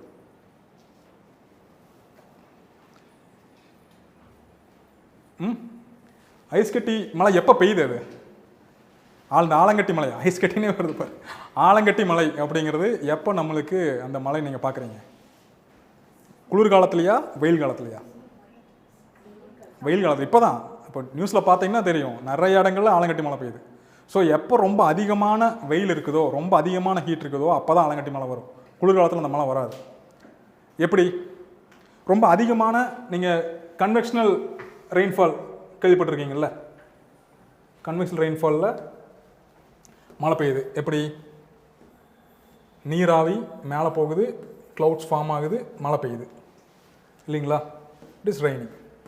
இந்த ரொம்ப அதிகமான வெப்பம் இருக்கும் பொழுது, ரொம்ப அதிகமான சம்மர் சீசன் இருக்கும் பொழுது லோ ப்ரெஷர் உருவாகுது. காற்றழுத்த தாழ்வு மண்டலம், காற்றழுத்த தாழ்வு பகுதி உருவாகுது, இல்லையா? லோ ப்ரெஷர் உருவாகுது. இந்த லோ ப்ரெஷர் உருவாகும் பொழுது இந்த ரீஜன் லோ ப்ரெஷரில் என்ன நடக்கும்? வாட் ஹேப்பன்ஸ் இந்த லோ ப்ரெஷர்? காற்றினுடைய மூமெண்ட் எப்படி இருக்கும்? காற்று இப்படி வீசுமா, மேலே வீசுமா? லோ ப்ரெஷர் ரீஜனில் மேலே மூவ் ஆகும். ஏர் கரண்ட், ஏர் ரைசஸ், இல்லைங்களா? இந்த ஏர் என்ன ஆகும்? ரொம்ப ஃபாஸ்ட்டாக ரைஸ் ஆகும். இந்த ரீஜனில் ரொம்ப அதிகமான வெப்பம் இருக்கும் பொழுது, நியர்லி ஒரு 40 டிகிரி செல்சியஸ் இருக்கும் பொழுது, வெப்பம் மிக அதிகமாக இருக்கும் பொழுது ரொம்ப ஃபாஸ்ட்டாக மூவ் ஆகும். என்ன எப்படி வந்து காற்று மேலே போச்சு அப்படின்னாலே காற்று குளிர்வடையும். குளிர்வடைஞ்சிச்சுன்னா அந்த காற்றில் இருக்கிற ஈரம் water vapour condense into water molecules, சின்ன சின்ன வாட்டர் ட்ராப்லெட்ஸாக மாறும், இல்லைங்களா? இந்த சின்ன சின்ன வாட்டர் ட்ராப்லெட்ஸ் தானே க்ளவுடு. ஓகே, இப்போ என்ன ஆகுது? இந்த க்ளவுடு ஃபார்ம் ஆயிடுச்சு, இது மழையாக பெய்ய ஆரம்பிக்கும், ஸ்டார்ட் ஆகும். பட் இந்த டைமில் என்ன ஆகும்னா, இங்கே ரொம்ப அதிகமான வெப்பத்தினால ரொம்ப ஃபாஸ்ட்டாக வந்து ஏர் மேலே மூவ் ஆகும். அப்போ மேலே மூவ் ஆகும்போது இந்த சின்ன மலைத்துளிகள் கீழே வரும்பொழுது இந்த ஃபாஸ்ட்டாக மூவ் ஆகிற இந்த காற்று இந்த மலைத்துளியை மேலே தள்ளிடும், ரொம்ப ஃபாஸ்ட்டாக மேலே தள்ளும். இது வந்து அரௌண்ட் ஒரு ஒரு ஒரு ஒரு 3 கிலோமீட்டர்ஸில் இருக்கிற க்ளவுடுன்னு வச்சுக்கோங்க. 3 கிலோமீட்டர்ஸில் இருக்கிற க்ளவுட்லேருந்து மழை வருது. இதை ஃபாஸ்ட்டாக புஷ் பண்ணும்போது ஒரு 7 கிலோமீட்டர்ஸ்லேயும் ஒரு க்ளவுட் இருக்கும். நீங்கள் மேலே போக போக what happens to temperature increases or decreases? as the height increases temperature decreases. So இங்கே வந்து டெம்பரேச்சர் ஒரு ஃபார் எக்ஸாம்பிள் -10°C இருக்குது அப்படின்னா 3 கிலோமீட்டரில் 7 கிலோமீட்டரில் -30°C இருக்கிறதுக்கு வாய்ப்பு இருக்குது. வாய்ப்பு இல்லை, கண்டிப்பாக -30°C ஆர் -40°C இருக்கும். ஸோ அங்கே இந்த மலைத்துளை அங்கே போச்சுன்னா இது புஷ் பண்ணுது. ஏன்னா அந்தளவுக்கு காற்று ரொம்ப வேகமாக அடிக்குது, மேலே தள்ளுது, புஷ் பண்ணுது. இந்த -30°C போகும்போது இந்த நீர்த்துளிகள் பனிக்கட்டிகளாக மாறும், சின்ன சின்ன பனிக்கட்டி. சரிங்களா? தென் இந்த பனிக்கட்டி மறுபடியும் பனிக்கட்டியாக மாறிடுச்சு. ஸோ வாட்டர் வேப்பர் வந்து பனிக்கட்டியாக மாறிடுச்சுன்னா அப்போ வெயிட் அதிகமாகிடும், அது அகைன் கீழே வரும். இந்த காற்று என்ன பண்ணும், திரும்ப அதையும் மேலே தள்ளும். இந்த வந்த பனிக்கட்டியை திரும்ப மேலே தள்ளும். நீங்கள் அந்த ஆலங்கட்டி மலையிலேருந்து அந்த பனிக்கட்டி எடுத்து பார்த்துருக்கீங்களா? யார் எடுத்து பார்த்துருக்கீங்க? யாருமே எடுத்து பார்த்தது இல்லையா? நீங்கள் பார்த்தீங்கன்னா நிறைய லேயர்ஸாக இருக்கும். அந்த பனிக்கட்டியில் பார்த்தீங்கன்னா மேலே ஒரு லேயர் இருக்கும், அதை நான் கொஞ்சம் கழுவிட்டு பார்த்தீங்கன்னா உள்ளே பல லேயர்ஸ் இருக்கும், 2-3 லேயராக இருக்கும் அந்த ஆலங்கட்டியில் விழுகக்கூடிய பனிக்கட்டி. அது என்ன, ஃபஸ்ட்டு வந்துச்சா ஒரு பனிக்கட்டி, இந்த பனிக்கட்டி இங்கே இருக்கிற வாட்டர் வேப்பரெல்லாம் கலெக்ட் பண்ணிட்டு மறுபடியும் மேலே போகும், மறுபடியும் அது பனிக்கட்டியாக மாறும். அது மேலே ஃபஸ்ட் ஒரு லேயரில் ஃபார்ம் ஆகிருக்கு, அது மேலே மறுபடியும் ஒரு லேயர், அதான் மறுபடியும் ஒரு லேயர், இதே மாதிரி ஃபார்ம் ஆகிட்டே இருக்கும். எப்போ வரைக்கும் ஃபார்ம் ஆகும்னா இந்த காற்றினுடைய வேகத்தை அந்த வெயிட் வந்து மீறணும், அந்த வெயிட் வந்து அதிகமாகும் கீழே விழுறதுக்கு. அப்படி ஆகும்போது அந்த பனிக்கட்டியாக கீழே விழும். அதுதான் ஆலங்கட்டி மலை. ஓகே, ஸோ ஆலங்கட்டி மலை குளிர்காலத்தில் வராது, பயங்கரமாக வெயில் அடிக்கணும், பயங்கரமாக ஹீட்டாக இருக்கணும், ரொம்ப அதிகமான ஹீட் இருக்கணும். அப்போ அதிகமான ஹீட் இருந்தால் தான் ஃபாஸ்ட்டாக ஏர் வந்து மேலே கிளம்பும், ஏர் ரைஸ் ஆகும். அப்படி நடக்கும்போது தான் யூ கெட் திஸ். ஓகே, இது தெரிஞ்சுக்கிறதுக்காக சொன்னேன், ஒரு அண்டர்ஸ்டாண்டிங்காக. ப்ளஸ் மேபி கொஸ்டின்ஸ் ஆலங்கட்டி மலை எந்த காலகட்டத்தில் பெய்யலான்னு கேட்கலாம். தென் thunderstorms, then coastal regions are high rainfall, yes, because of cyclone and depressions. Western Ghats எது மாதிரியான மழை பெய்யுது, மலை தடை மழை ஓரோகிராஃபிக் ரெயின்ஃபால். ஓகே, ஸோ ஒரு மலை பகுதி இருக்குது, காற்று, எந்த காற்று, வாட்டர் வேப்பர் அதிகமாக இருக்கிற அந்த காற்று மலை மேலே மோதுது, மலையிலிருந்து அந்த மலை மேலே மோதி அந்த காற்றான மேலே கிளம்புது, அப்போது கண்டென்ஸ் ஆகுது, க்ளவுடாக ஃபார்ம் ஆகுது, மழை பெய்யுது. High annual rainfall, so orographic rainfall is giving high annual rainfall. Interior regions like Salem, Dharmaburi is giving very moderate rainfall, ரொம்ப கம்மியான மழை கொடுக்கக்கூடிய பெய்யக்கூடிய இடங்கள். ரெயின்ஸோட எஃபெக்ட் வெஸ்டர்ன் காட்ஸோட ஈஸ்டர்ன் சைடு இல்லைங்களா, அதாவது தமிழ்நாடு சைடு, கர்நாடகா சைடெல்லாம் மழை கம்மியாக தான் இருக்கும். Southern districts it's a variable rainfall. Tirunelveli and Madurai இல்லை we have variable rainfall patterns.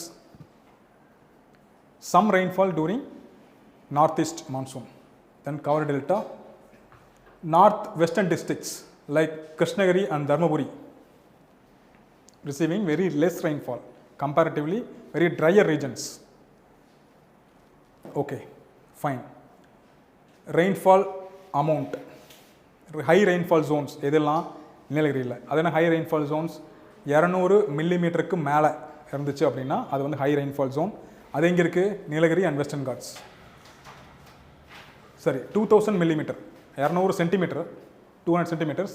If it is 100 centimetre to 150 centimetre then it is in coastal region. Coastal ரீஜனில் பெய்யக்கூடிய மழை வந்து 100 to 150 centimetres. Moderate rainfall zones that is in 80 centimetre, 80 சென்டிமீட்டரில் மழை பெய்யக்கூடிய இடங்கள். இதெல்லாம் சொன்ன மாதிரி இந்த interior parts. Then low rainfall zones that is north western region where the rainfall is below 80 centimetre. 80 சென்டிமீட்டருக்கும் கம்மியாக இருந்தால் அது லோ ரெயின்ஃபால் ஜோன். அது 80ங்கிறது 17ன்னு சொல்லலாம், 16ன்னு சொல்லலாம். ஓவரால் இந்தியாவில் பார்க்கும்போது 60 சென்டிமீட்டர் கீழே மழை பெஞ்சுன்னா we consider that as low rainfall region.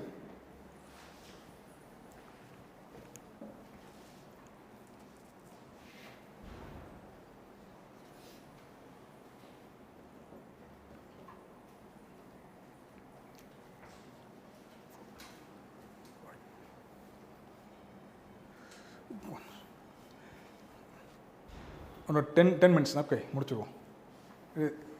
வேறு கிளாஸ் எதுவும் இல்லைல்ல? அடுத்த கிளாஸ் மேக்ஸா?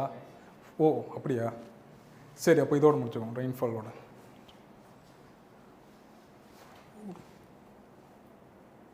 430 வரைக்கும் இல்லையா? 430 4 தானா? ஓ அப்படியா? ஓ சாரி, ஓகே ஃபைன். இன்னும் 25 ஸ்லைட் இருக்குது. ஏன்னா இந்த கிளாஸுக்கு பிளான் பண்ணது. Okay fine. சரி, நாளைக்கு பார்த்துக்குவோம். எழுதிட்டீங்கல்ல?